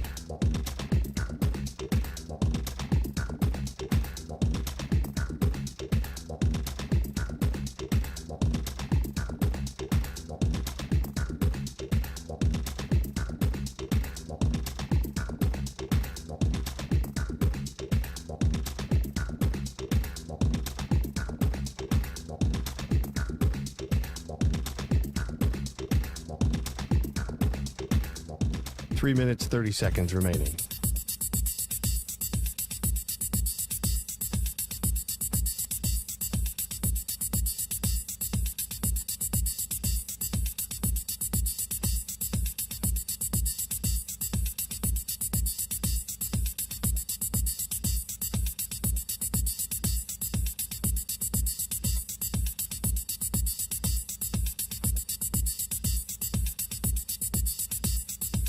Three minutes remaining.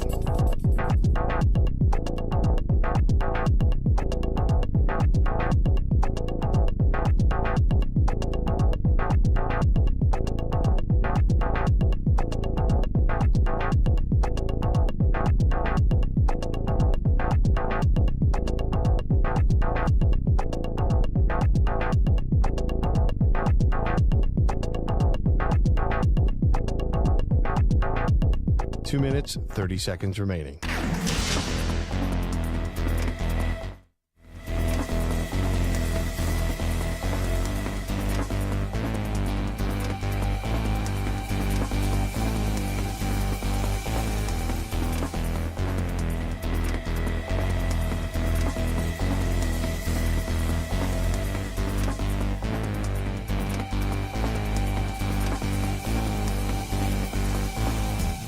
Two minutes remaining.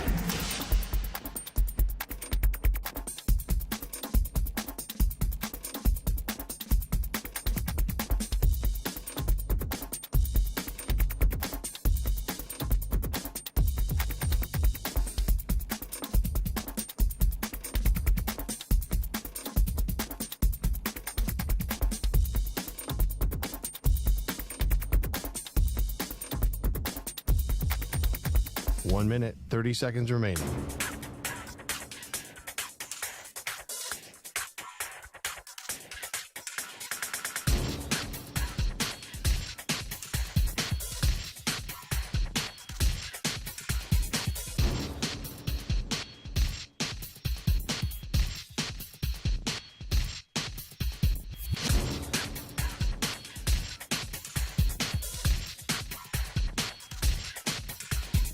One minute remaining.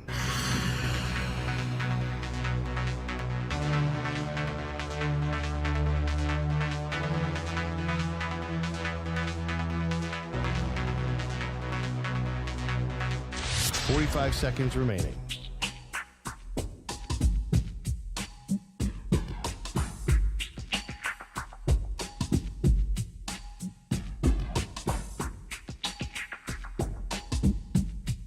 Thirty seconds remaining.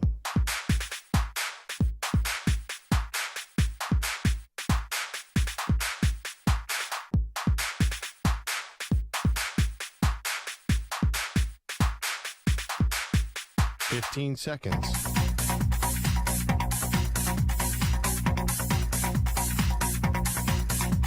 Break ends in 5 seconds.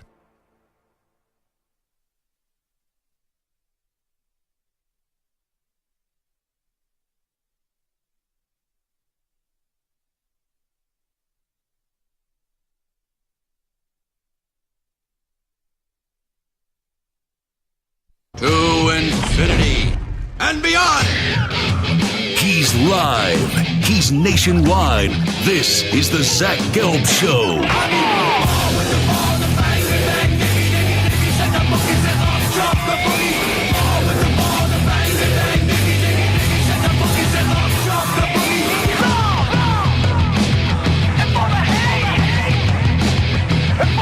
Here's your host, Zach Gelb. All righty, hour number 3 of our radio program. That's right, it is the Zach Gelb Show on the Infinity Sports Network. This portion of the show is brought to you by Ethos Life, the easy way to get life insurance in 10 minutes, up to $2 million in coverage with no medical exam and just a few health questions. Get your free quote at checkethos.com. Not available in all states. We'll be joined by Elijah Molden of the Tennessee Titans coming up momentarily. That AFC South is going to be a really fun division this year. You expect the Jaguars to bounce back with their combination of Trevor Lawrence and then also Doug Peterson coaching the team. We know what the Texans did just the year before, as they really made a huge jump in the year one of DeMeco Ryans, C.J. Stroud, and Will Anderson with that trio. Indianapolis almost made the playoffs last year, even though they were without Anthony Richardson for most of the season. And this is going to be a big year for Will Levis. And you look at Tennessee, they have put Will in a position to succeed. I know they said goodbye to Derrick Henry, but now they have Tony Pollard. Last year they had DeAndre Hopkins. Now they've added not only Calvin Ridley, but also Tyler Boyd. And then you look at the defensive side, they were able to snag L'Jarius Sneed in a trade with the world champion Kansas City Chiefs. No more Mike Vrabel, new coach coming in Callahan. So now you kind of look at this division. I think this is a really good division. Like, there's been some years where we looked at the AFC South and you haven't been all that thrilled, but from top to bottom, this is a really good division in football this year. All righty, Chris Hess, take it away as we get set to preview the Tennessee Titans. Football season is right around the corner. Holding himself, runs to the left, he's to the 5, Lamar's in, touchdown Ravens. They're going to have a championship game in Baltimore because the Hayes Lamar. Will it be your team's year to hoist the Lombardi? In the shotgun, Mahomes. He runs and he throws, caught, touchdown. It's caught. Hardman caught the ball. The Chiefs have won. The Chiefs have won. The entire bench empties. Chasing Mahomes in the end zone. Their third Super Bowl in 5 years. We preview all 32 teams right here on the Zach Gelb Show. And the Tennessee Titans. And we welcome in a fourth-year defensive back in the NFL out of Washington. Has spent his entire career with the Tennessee Titans. And that, of course, is Elijah Molden, kind enough to join us right now on the show. Elijah, appreciate the time as always. How you been, my man? I'm good. I'm in the back of my car feeding snacks to my daughter. So we got stuck up in traffic. We'll be home in like a couple minutes, and I won't be on the move anymore. Well, I love that. What's the snack of choice these days? Just wondering. Dried strawberries, and she's had like the whole bag. So I wasn't expecting dried strawberries, but I kind of like it. Alrighty, let's talk about you. You're going into your 4th year in the NFL through 3 years. I know the year in between you had to deal with a pretty nasty injury, but how do you kind of look at your NFL career so far? yeah, definitely up and down with the injury, kind of stopping the momentum I had after my rookie year. So really, it's kind of crazy. I feel like I'm going into my 2nd year. With the position change, it's my 2nd year at playing safety, and also the 2nd year after my injury. So it's I'm going on year 4, but it feels like number 2. So kind of crazy. You mentioned the position changes. How do you kind of look back at it last year, moving to safety? It was a lot of fun. I think it was challenging just because I wasn't just playing safety. It was kind of I was kind of playing like 4 positions at the time. Nickel, free, strong, and then the dime position. So it was a lot. It was a lot to juggle, but I think, looking back on it, it definitely made me better because now I'm able to understand the defense as a whole. Man. You have a new coaching staff. You have a new defensive coordinator. I'm just trying to wonder, what do you kind of think? I know there's a lot of work still to do before we see game 1 of this season, but what do you kind of think your role will be, and how do you think they'll use you this year in Tennessee? Yeah, I mean, who knows? I think it's still pretty early days, but at least for OTAs, I was mainly at safety. I didn't, I wasn't kind of bouncing around from position to position. They wanted me to get comfortable at one position and grow there and produce there. So that really just helps, just because I'm not, I'm able to kind of focus and specialize on one position as opposed to, trying to be like a jack of all trades. Elijah Molden is my guest. What have been the early impressions so far of the new head football coach and Brian Callahan? I love him. I think I love his philosophy and the culture he's bringing. Definitely an offensive-minded coach. I think everyone knows that. But the way he's kind of able to, to get guys, to rally around him, and then also empower our defensive coordinator, Denard Wilson, has been exciting. So, we start up in, less than a week. So it's going to be, once we start the marathon, it's a marathon. So I'm just so excited. I feel like it's going to be our best year yet. I know you said that Denard Wilson is so exciting. What makes him so exciting with your early knowing of your new defensive coordinator? Yeah, I mean, before I even met him, just looking at his track record, like, him being in Philadelphia when they went to the Super Bowl and then going to Baltimore. And if you just look at the DBs he develops, kind of it speaks for itself. So selfishly, before I even got the job, I wanted him all the way, and then thankfully we got him. So it's just the attention to detail and the energy he brings. He holds people to a very high standard, and he just brings out the best in you. You know what I mean? Like every little mistake you're gonna get called out on. So, yeah. Elijah Molden here with us. Mike Vrabel, highly respected coach in this league, was your coach to start your career. Just how did you kind of process that one, and what was the first reaction when you found out he wasn't going to be back as your head football coach for this season? Yeah, I mean, we were so deep in the season that I didn't really see it coming. I don't think too many people on the team saw it coming too, just because we're so, like I said, we're so engulfed on just day-to-day tasks. So I was surprised, just like, a lot of people around me. But, one thing about being in the NFL for this long and then, kind of already being familiar with the business from my dad is things move fast. You know what I mean? You got to produce right away. So, with Coach Callahan coming in, I think it's a great opportunity and definitely a different shift from years in the past. I know the Giants are on the offseason hard knocks, so we've seen your old defensive coordinator, Shane Bowen, a little bit. Yeah. If you had to kind of tell Giants fans what they're getting in their new DC, what would you kind of say about Shane? Yeah, I love Shane. He's a great guy, great coach. I think I've watched bits and pieces of the episode, but not too much. But I think, he's very even-keeled, but he can kind of turn it on whenever he needs to. Yeah, I mean, I think he has a lot of different varieties of coverages that he likes to do. And, And yeah, I mean, he's a great coach. We definitely miss him in Tennessee. Getting back to the team this year, they made some big moves this offseason. Let's start on the defensive side of the ball, since we're talking to Elijah Molden, who's a safety for the Tennessee Titans, entering year number 4. L'Jarius needs a heck of a player coming over from Kansas City. He knows how to win some championships. Kind of take me through when you found out that L'Jarius was going to be a teammate, and what are the early impressions so far of him? Yeah, I was actually on vacation with one of his teammates from Kansas City, Keith Taylor. And when we found out, he just said, "You got a dog." And I think, I know everyone in the league knows that he kind of, just my impression of him, I feel like he plays like an like an old school inside linebacker in a corner. He's so physical. So definitely looking forward to, him being on the outside and helping me out. He's going to help out the whole defense too. What did you see out of your quarterback, Will Levis, last year? And what type of quarterback do you think you have for this upcoming season in Will? Definitely flashes. I think, the first game he started versus Atlanta was like, whoa, like he's definitely something.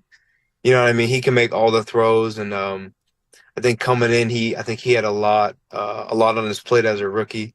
And a lot was asked of him, and he still was able to produce. So I think the sky's the limit for him. You know what I mean? He's a smart guy, and he's someone who he's obsessed about football too. So he's gonna take leaps and bounds every year. When you look at his leadership skills, how would you describe him as a leader? He's pretty vocal. I think, this year he's kind of stepping it more into that vocal role. And then, what, offense and defense, we don't have too many meetings together. So other than that, I'm just doing my best to stop in at practice. So, yeah. You know this, right? Derrick Henry's voice meant a lot in that locker room. And now it's an identity shift with the offense because Derrick Henry is with the Ravens. It felt like that was it for him at the end of the year with the send-off and how he walked off the field. But when it was final that Derrick Henry was going to Baltimore and leaving Tennessee, I know it's a business, but was that at all like kind of a little bizarre to you, knowing that he was not going to be back with the team? Yeah, a little bit. I think he was the first player when I came to the locker room as a rookie. I was like, man, like there's dudes like that in the NFL. He just looks like a gladiator. So, and he's just a great guy. I got to know him pretty well over the years, and I think the way he went out. First of all, he had a great game his last game here, but the way he went out, it was pretty professional. Like it was. I think a lot of people knew it was potentially his last game, and it was like he was shaking hands with the organization. So I'm happy for him and hoping he can do big things in Baltimore. You feel like your team's getting slept on a little bit. The division is so good now, but we talked about the defensive moves that you guys have made, but on offense, Tony Pollard brought in, Calvin Ridley brought in, Tyler Boyd. You already have D-Hop there. Is Tennessee getting slept on right now, in your opinion? Yeah, I think so. We always are, but I don't really care. Like I don't pay attention to that stuff. Like I don't really go on social media or read any articles. So, if I had to guess, I'd probably say yeah. I don't care too much about it. Well, last thing I'll ask you, and I have to take you back to your college days because your alma mater last year had a heck of a season going to the national championship game. Now we know Kalen DeBoer is off to Alabama, but how about last year getting to watch your Huskies and how far they did go in the college football world? It was fun, man. It was a lot of fun. I think, just watching the offense and all the weapons they had, it was like, and, being with Central Time too, and they would always play later. So I didn't get to watch too many games live, but I would always see highlights, and it was fun to watch. Yeah, it was a lot of fun, but it seems like, whenever these college teams win and they have success, and it's like it's good for the team, but we ended up winning, and all of our coaches and players bounced. So, we got to rebuild and kind of, work to do the same thing this year, but it's going to be more difficult. One more for you, because just knowing who your week one opponent is, it's the Chicago Bears, and there's going to be a lot of eyeballs on that game. Roma Dunze, obviously at wide receiver, but Caleb Williams in at quarterback. Just what's the first thought about knowing you're going to have to go up against Caleb Rome and everything that they got in Chicago right now? Yeah, I think it's an exciting opportunity. I love the city of Chicago, and good friend and old teammate Kevin Byers on the team too. Kyler Gordon, my college teammate, is on the team. So it's actually a couple familiar faces over there, even from my earlier years with the Titans. So yeah, familiar faces, and I think it's an opportunity just because rookie quarterbacks, that first game is pretty challenging, and then kind of the first season is challenging. But I know he's a dog, and they got weapons around him too, so it's going to be a challenge. But we expect to come out on top. I think if you don't have that mindset, then you shouldn't even be on the field. He's Elijah Molden. Elijah, always great to have you on the show. Good health this season, and thanks so much for doing this today. Yeah, man, of course. Appreciate it. You got it. There he is, Elijah Molden. Always enjoy our conversations with him as we cross Tennessee off the list of NFL teams that we preview as we get through all 32 right here on the Zach Gelb Show. I can't wait to see that division. And I think you can make a case that any team in that division can make the playoffs. Texans, obviously, 10-7 a year ago, and you would think C.J. Stroud gets better in year 2. Jacksonville, I expect them to bounce back. Like, everyone's down on Jacksonville. That team was 9-8 last year. They couldn't, win a game, it felt like, down the stretch. But with Trevor Lawrence at quarterback, he was hurt. I think they're going to bounce back. The Colts 9-8 too. Steichen, second-year head coach. Anthony Richardson, if he could stay healthy. And I'll tell you with Tennessee, I'm not saying Tennessee's going to make the playoffs, but they're going to be a scrappy team, man. They're going to be tough. They got Tyler Boyd's their third wide receiver here. And you got Hopkins, you got Ridley, Pollard's a solid running back. And it all comes down to, what can Will Levis be? Is Will Levis just a guy? Is Will Levis the person that fell out of the first round and there's a reason for it? Or is he going to be your franchise quarterback? And this is, I think, the best thing for Tennessee. Sure, I think Vrabel should still be the coach, but he's not. I also think this plays a factor in it. Vrabel didn't want to be the coach anymore. I truly do believe that. And I think Vrabel thought he was going to get the Patriot job and get to go back to one Patriot place and reconnect with Robert Kraft. But when you look at Tennessee, they're in a position now where you can actually evaluate Will Levis. Like, sometimes there's quarterbacks where you go, ooh, is the quarterback in a position to succeed? They brought in an offensive-minded head coach, and they brought in weapons for Will Levis. Sure, you lost Derrick Henry, but Tony Pollard's a solid back.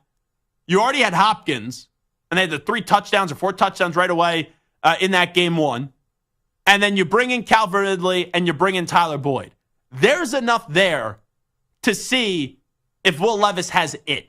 And now it's up to him to show that he is that dude for Tennessee. And that's what makes him a fun watch for this upcoming season. All right, it is Zach Gelb Show on the Infinity Sports Network. We stay in the football world, but we go from the NFL gridiron to college next. It's time to preview the Wisconsin Badgers with a little college football fix. Big Ten Media Days are going to be next week, and Jake Chaney has been a part of the program for the last few years, linebacker for Wisconsin. We'll jump around with him next. You're in a 5-minute break.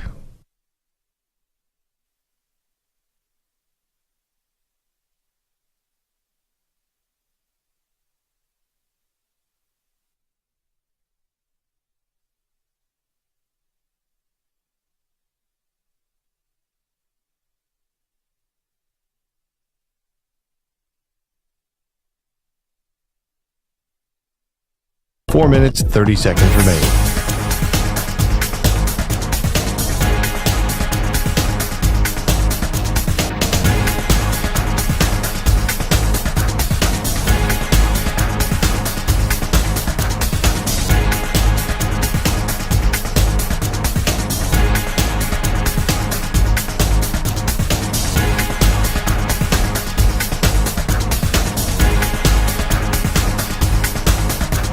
Four minutes remaining.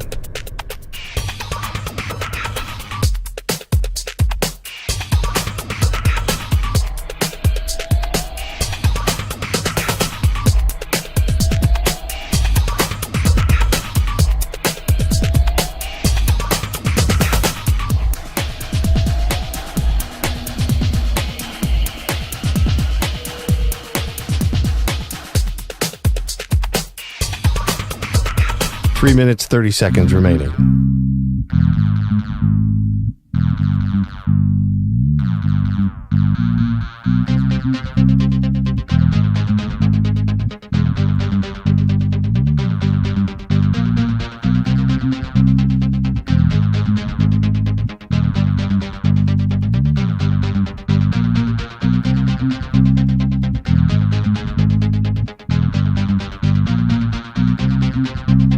3 minutes remaining.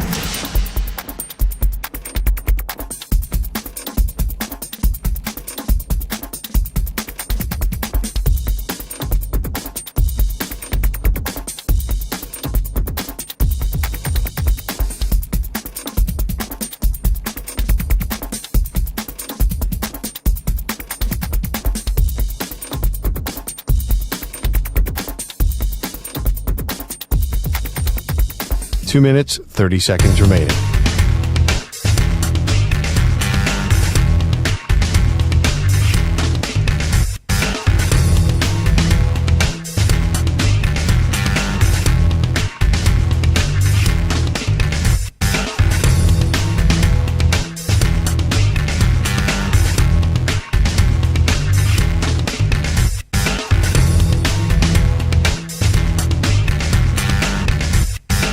Two minutes remaining.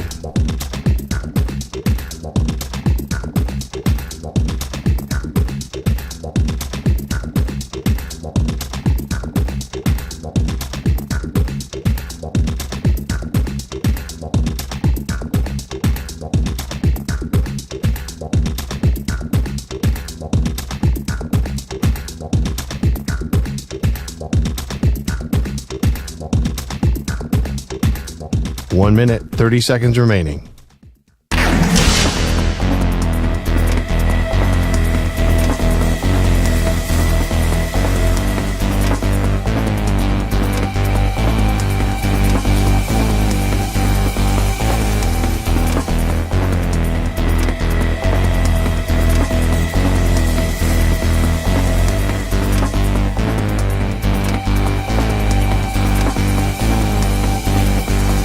One minute remaining.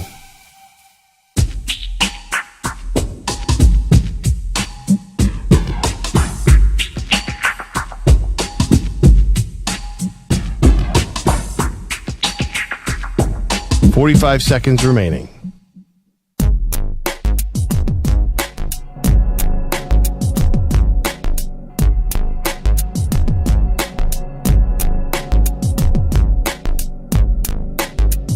.30 seconds remaining.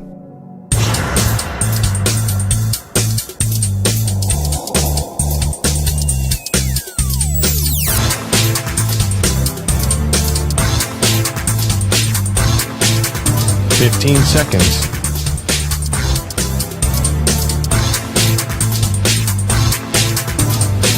Break ends in 5 seconds.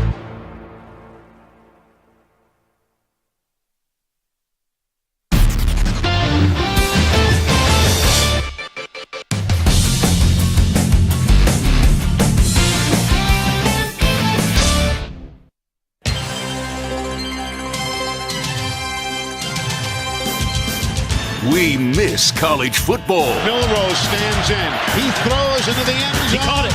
It's caught by Isaiah Bond in the corner of the end zone. Touchdown, Alabama. We can't wait for the 2024 season. Hands it off to Edwards, who will bounce it outside. Got him at 40. Got him at 30. Donovan Edwards is in the clear. His second touchdown run of the ball game. This time from 46 yards. And Michigan has taken a 13-3 lead on the second touchdown of the night from the man who was not tripping. And we're counting down the days to kick off. Are we there yet? No. Are we there yet? I said no. Are we there yet? What's wrong with your ears? Here is your college football fix, only on the Zach Gelb Show. And this portion of the show is sponsored by the new Hyundai Tucson, available with complimentary class-leading Blue Link Plus. Now it's easy to use your phone to control your Tucson. 43 days away until the Wisconsin Badgers kick off against Western Michigan on Friday, August 30th. Let's welcome in a man that has been with the program for the last few seasons as a linebacker, and that is Jake Chaney, kind enough to join us on the Zach Gelb Show. Jake, appreciate you doing this. Thanks so much for the time. How you been? I've been doing good. I'm happy to be on. Well, thanks so much for coming on. So the last few weeks, I'm not familiar with it. I could gather what it is, but all I've been hearing about is this Squat Fest with Wisconsin. Tell me a little bit about Squat Fest and what's going on with the Wisconsin Badgers football team. I'm somewhat new to Squat Fest too. this is my second time doing it, but it was brought over by Brady Collins and the strength staff from Cincinnati. And the best way to put it is like a rager in the weight room. I'll say it's like one of the hardest workouts you can possibly do, but as much as fun as you can make it. And it's more than just squatting, right? Yes, sir. So what are some of the other things that you're doing? Just wondering. I'll say like we have about 8 stations set up after the heavy squat, and it's a full body exercise. It's not necessarily high weight and whole bunch of technique things. It's as many reps as possible in a certain amount of time. And you have punching bags, you have a neck machine, you have rows, bench press, you have lunges, you have RDLs, all the whole 9 yards, and you get that done in a certain amount of time. Talking to Jake Chaney right now. Get him back to the product on the field. A year ago, right, it's a new era for Wisconsin football. You guys ended up going 7-5 in the regular season. You lost the bowl game. But what do you take away with all the transition that did go on with the program last year? What do you kind of take away from a year ago? Last year was a great learning opportunity for us. You can look at it as a disappointing year, but at the end of the day, you have to learn from it. And I think the biggest thing we learned is, you have to keep the locker room. You have to stay tight with the guys. And we're all working for one goal, coaches and players. And I believe the team has full trust in Coach Fickell. And, we're starting to become a team.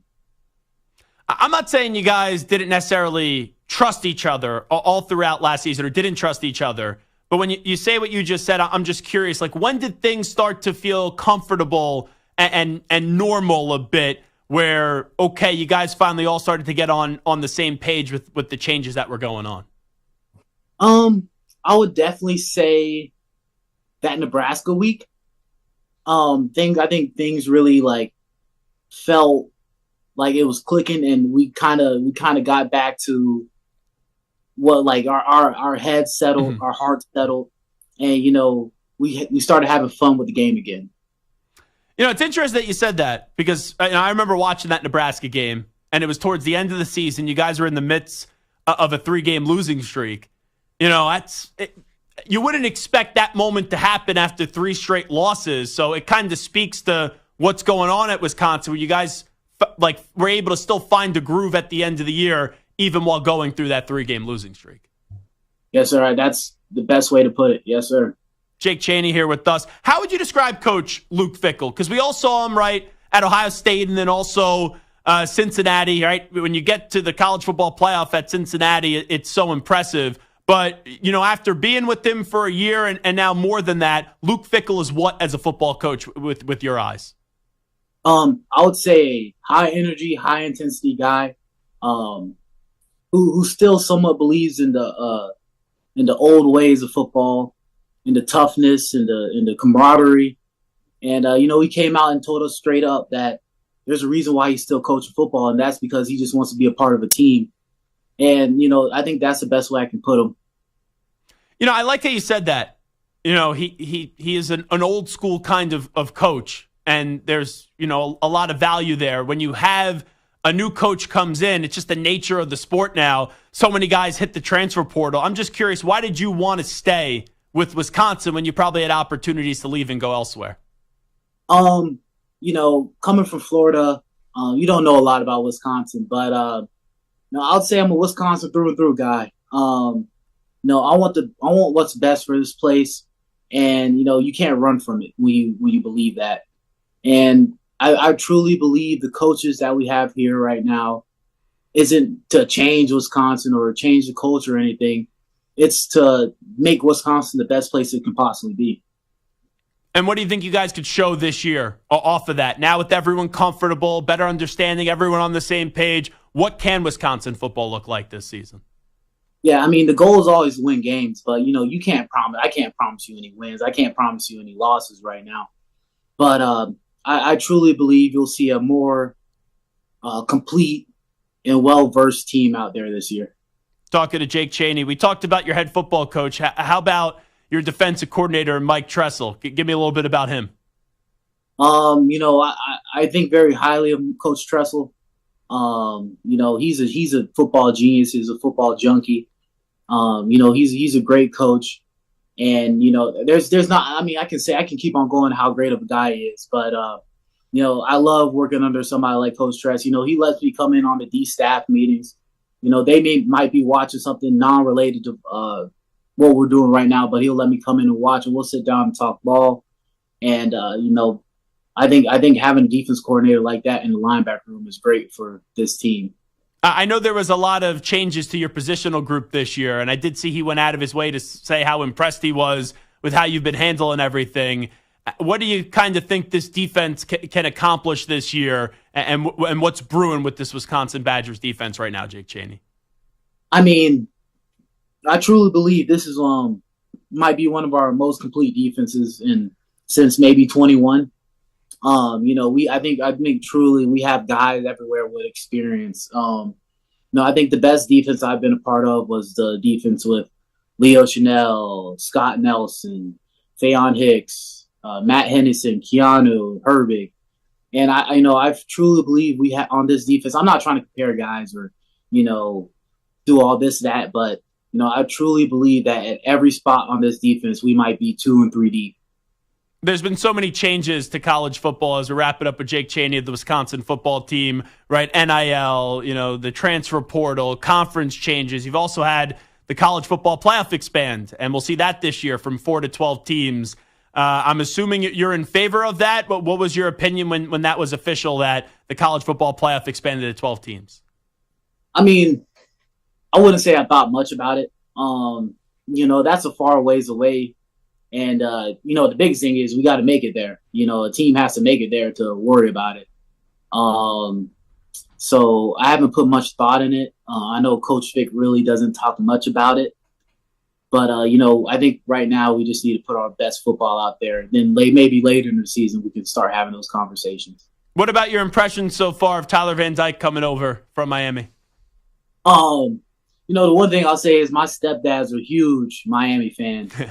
So I remember seeing that we got Tyler Van Dyke, and I'm like, wow, it's kind of cool. I remember being in high school and watching his games. I know he's a guy, he's a player.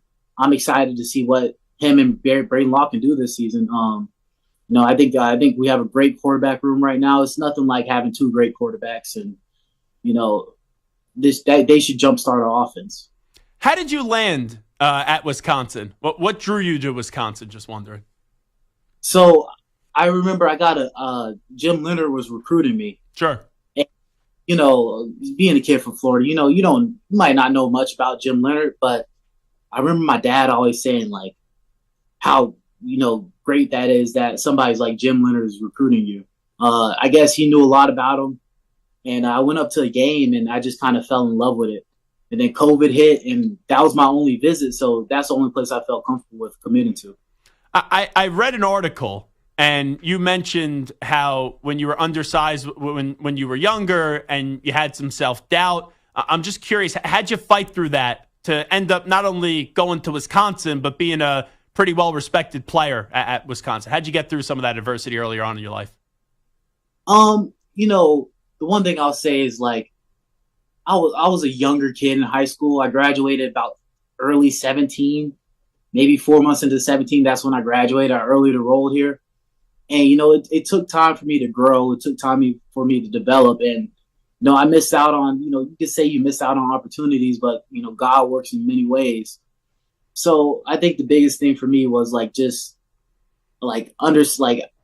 don't put it, I wasn't big into goals. I was just all about work. And, that worked for me. And you mentioned your dad. Your dad played at Florida State, and he was also your coach in high school. How was that experience playing for your old man?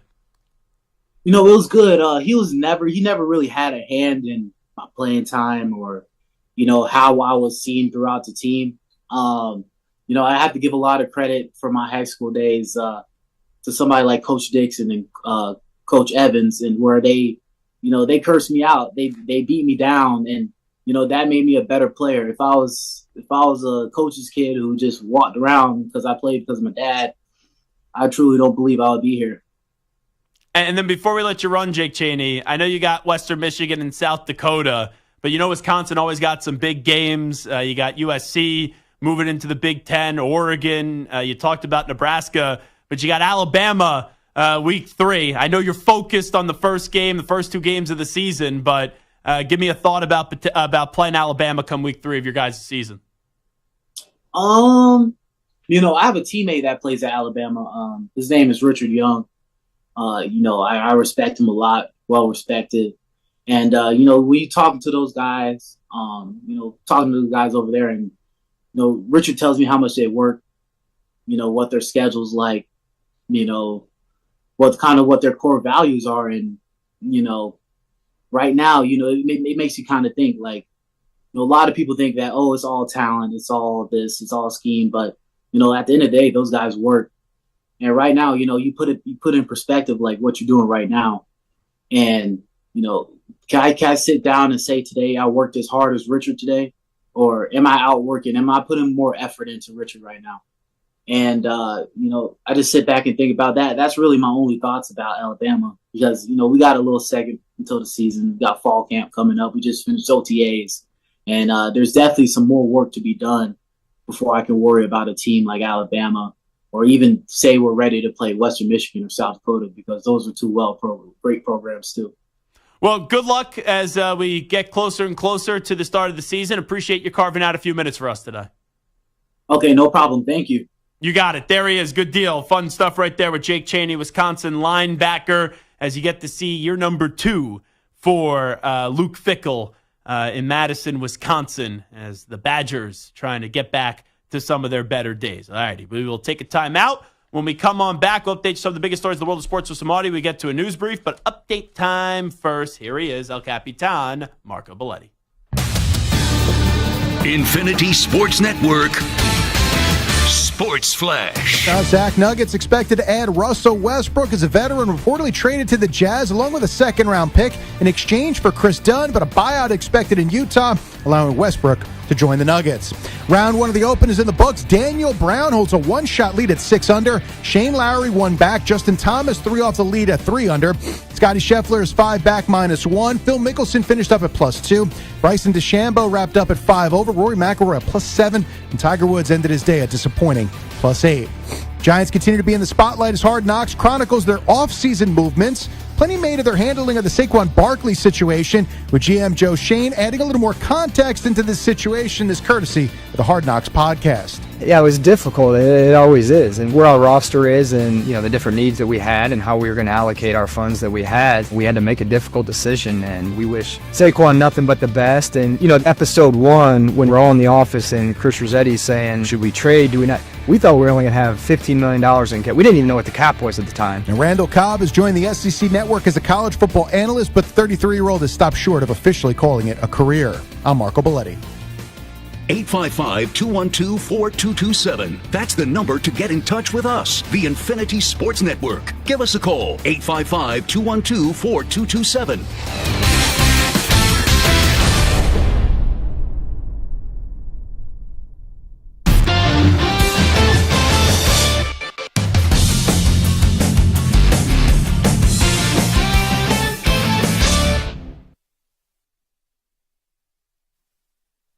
'You're in a 5-minute break.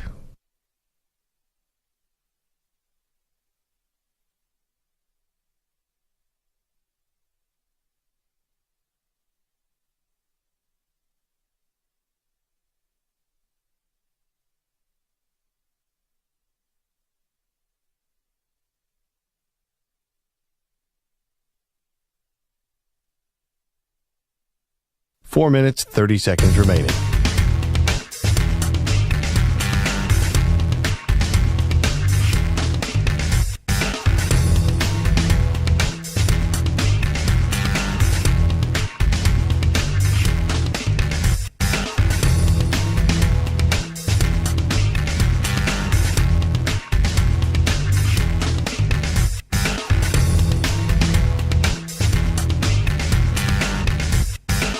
Four minutes remaining.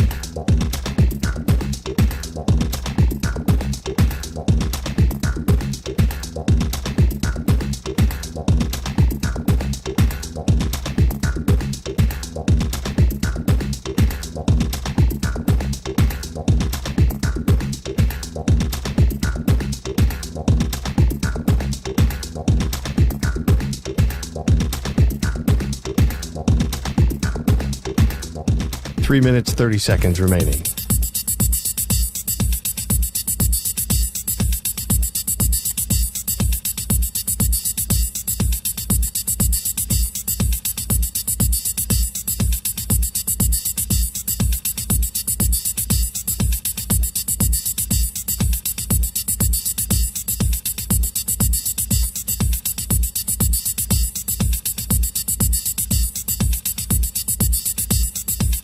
Three minutes remaining.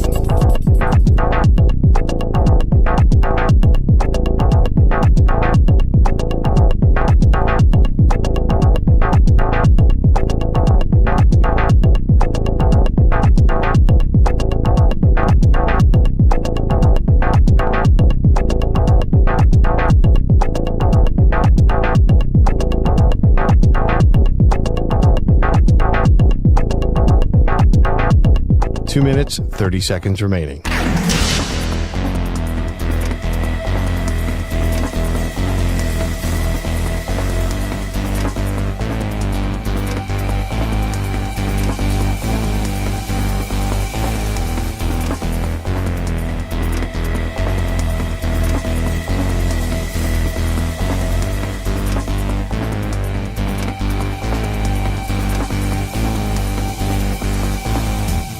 Two minutes remaining.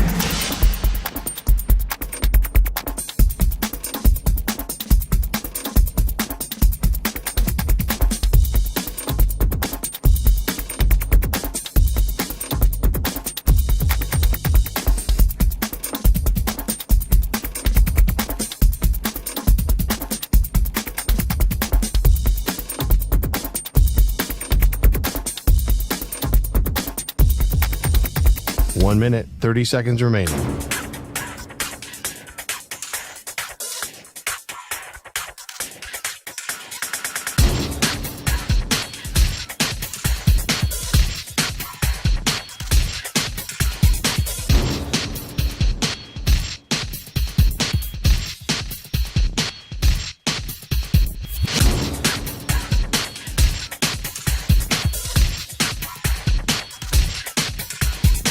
One minute remaining.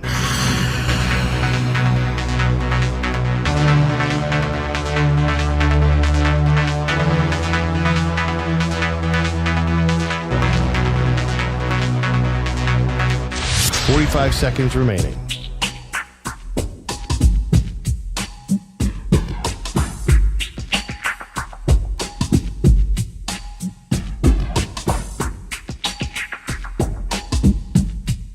Thirty seconds remaining.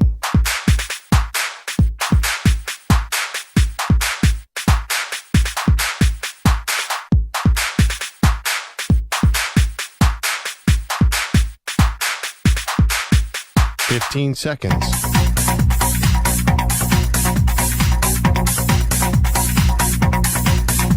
Break ends in 5 seconds.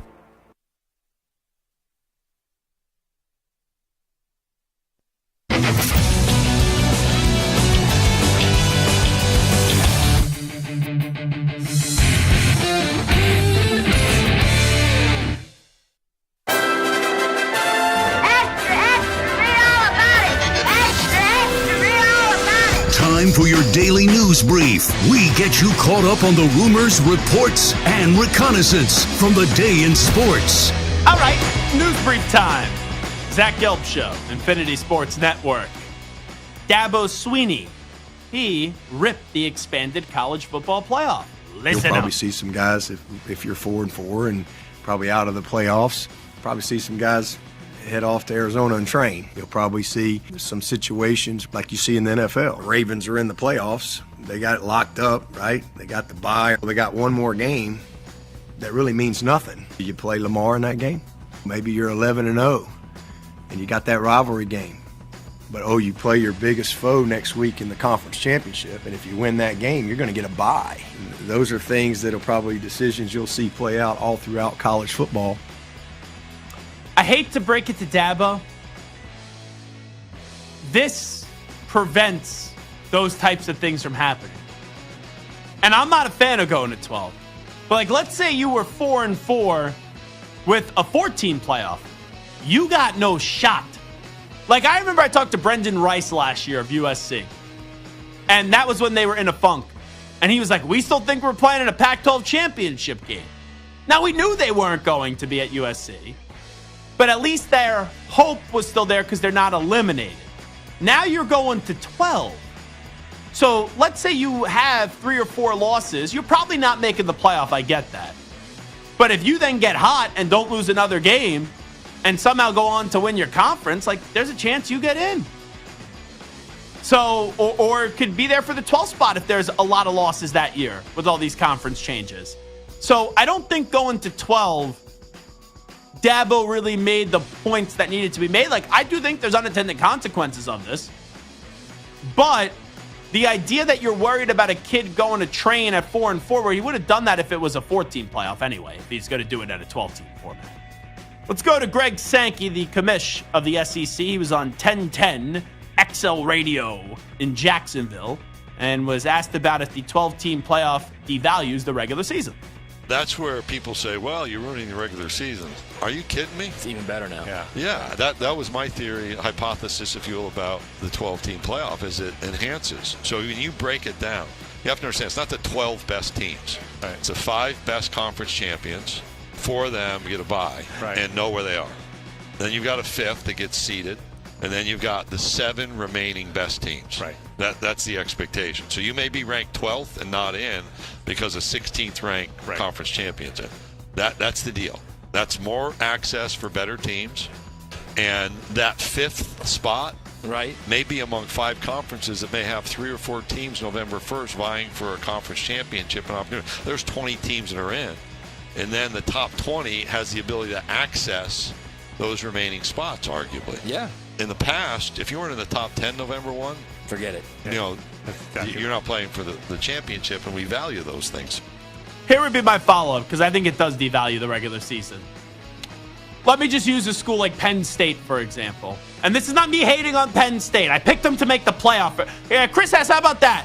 I picked Penn State to make the playoff. Right now, going into the season, I think they're the 3rd best team in the Big Ten. Are you okay? Are you feeling feverish or anything? anything? I feel fantastic. I even texted your athletic director, Pat Kraft, yesterday, who was the athletic director when I was at Temple.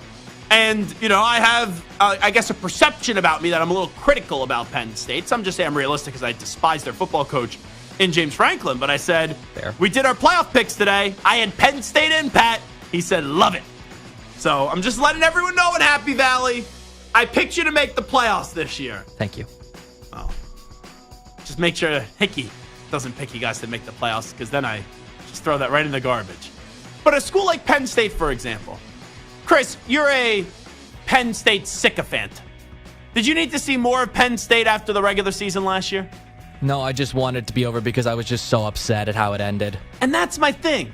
In a 12-team format, they could go beat West Virginia, Delaware, Illinois, Iowa, Northwestern, UMass, Indiana, Maryland, Rutgers, Michigan State. None of those are like great wins. Like, what's the best win out of that? Iowa? Right? I would say more so West Virginia than Iowa. Okay, well, I think West Virginia's going to be really good last year. They had 9 wins last year. Okay, that's fair. But still, like, if your marquee win is either West Virginia or Iowa, I don't need to see you. When you lose to Ohio State, you lose to Michigan, I don't need to see you as like the 11th or the 12th seed in the college football playoff. So it provides a landing spot for teams with big brands to get into the college football playoff. That's my biggest problem. 6 or 8 teams I would have been fine with, but 12 is way too many. I mean, we've had this conversation before. It makes it much more interesting, like Greg Sankey said, for the 80 other teams, 60 other teams, 50 other teams, and the 113 in Division I football who will now have a chance. Because if you're not a top 4 team, a top 7 team... Sure, just hand out participation trophies. Just like every other sport. No, you still have to win in the playoffs and win the title. Every other sport... You have and just because every other person does something, that makes it right. And we enjoy it with all those other sports. So why wouldn't we enjoy it here? You don't enjoy the NFL playoffs with 14 teams The there? NBA regular season is a snooze fest. A snooze fest. I love hockey. Most people don't give a rat's ass about hockey until the playoffs. But do hockey fans enjoy hockey? College basketball. Most people don't care about college basketball unless you're John Rothstein and John Fenton until March. Come on. College football, the regular season actually matters. And now they're devaluing it. Okay, let's move on. Let's go to Steve Sarkisian on getting Arch Manning to buy into actually sitting. We've been fortunate to coach some pretty good quarterbacks.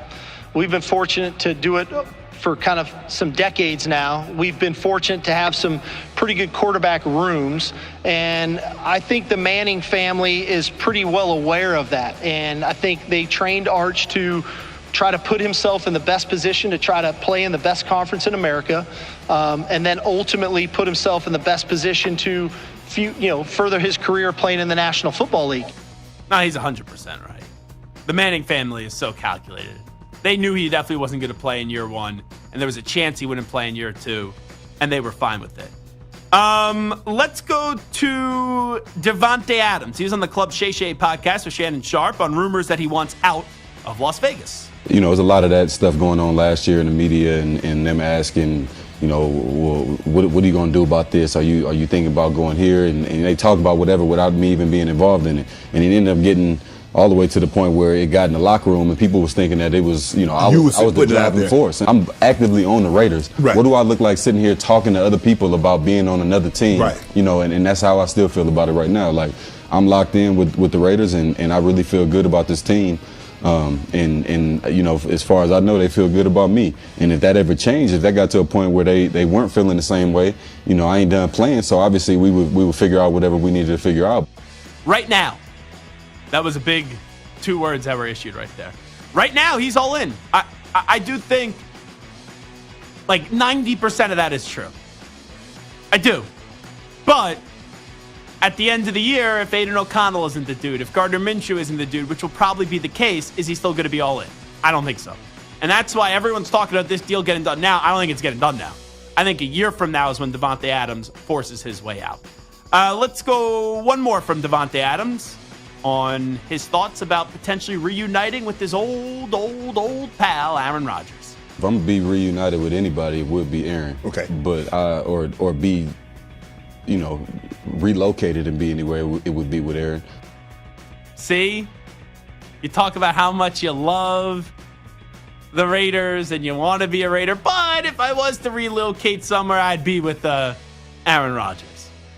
So that's why I say like 90% I think he is all in, but I think he's just all in for this year because he knows his contract situation too. The Bubba Dub Show, I got to start listening to this just because of the name, had Terrell Owens on. T.O. And he was annoyed at Tom Brady for not wanting him on the Tampa Bay Buccaneers. Okay, listen up. Tom Brady ignored me, bro. Huh? Maybe in his last year in Tampa Bay, the year that AB went crazy on him. And I think everybody knew, I think about a year and a half, 2 ago, and I was talking about coming back. And so at that point in time, it was at the end of the season. I didn't need to play a full season. They just needed somebody to at least fulfill some holes with AB leaving at the receiver position. I reached out to him through Randy and a couple other people just to come in and just play third down and red zone situation. This dude really ignored me, bro. Just shows you how like the lack of respect is, but then when they get in front of you, they want to act like they respect you. The last time T.O., and I love T.O., and every time I see him, I always say, like, you still look like you could play. But the last time he played an NFL game was 2010 with the Bengals. And I remember the Antonio Brown situation exactly where I was because I was on a flight back from Miami, and I was dating this gal at the time, and it was New Year's 2022. So it was like we flew back on like January 2nd or something like that. And the girl I was dating with couldn't believe like what Antonio Brown was doing. So T.O. is annoyed that Brady wouldn't return his call when Brady's still competing to go try to win a championship. And it's like, you hit him up and go, oh, Tom, I can still play. I want to play. Like, huh? Like, what's next? John Hannah is, John Hogg Hannah's going to wake up one day and be like, hey, Drake May, I want to go play guard for you. He's been out of the league for over a decade now. and you're going to get annoyed and think Brady mistreated you there? That's like a ridiculous request from Terrell Owens. That's just absurd. Alrighty, I think that's all the time we have today on the Zach Gelb Show on the Infinity Sports Network. I will be back on Monday. Off tomorrow, but back on Monday at 3 p.m. Eastern, noon Pacific. Big thanks to Lomas Brown for joining us. Big thanks to Elijah Molden and also Jake Chaney. Big thanks to Chris Hess and Moist Mike for producing this extravaganza. And a big thanks to each and every one of you for listening, calling, and participating in the show, whether it's listening to us on one of our local Infinity Sports Network affiliates, Sirius XM Channel 158, the free Odyssey app, or streaming us on YouTube. Everyone have a very good Friday tomorrow, and everyone also have a splendid weekend. I'll be back on Monday. We'll talk to you then at 3 p.m. Eastern, noon Pacific. We out. Bye-bye. Peace.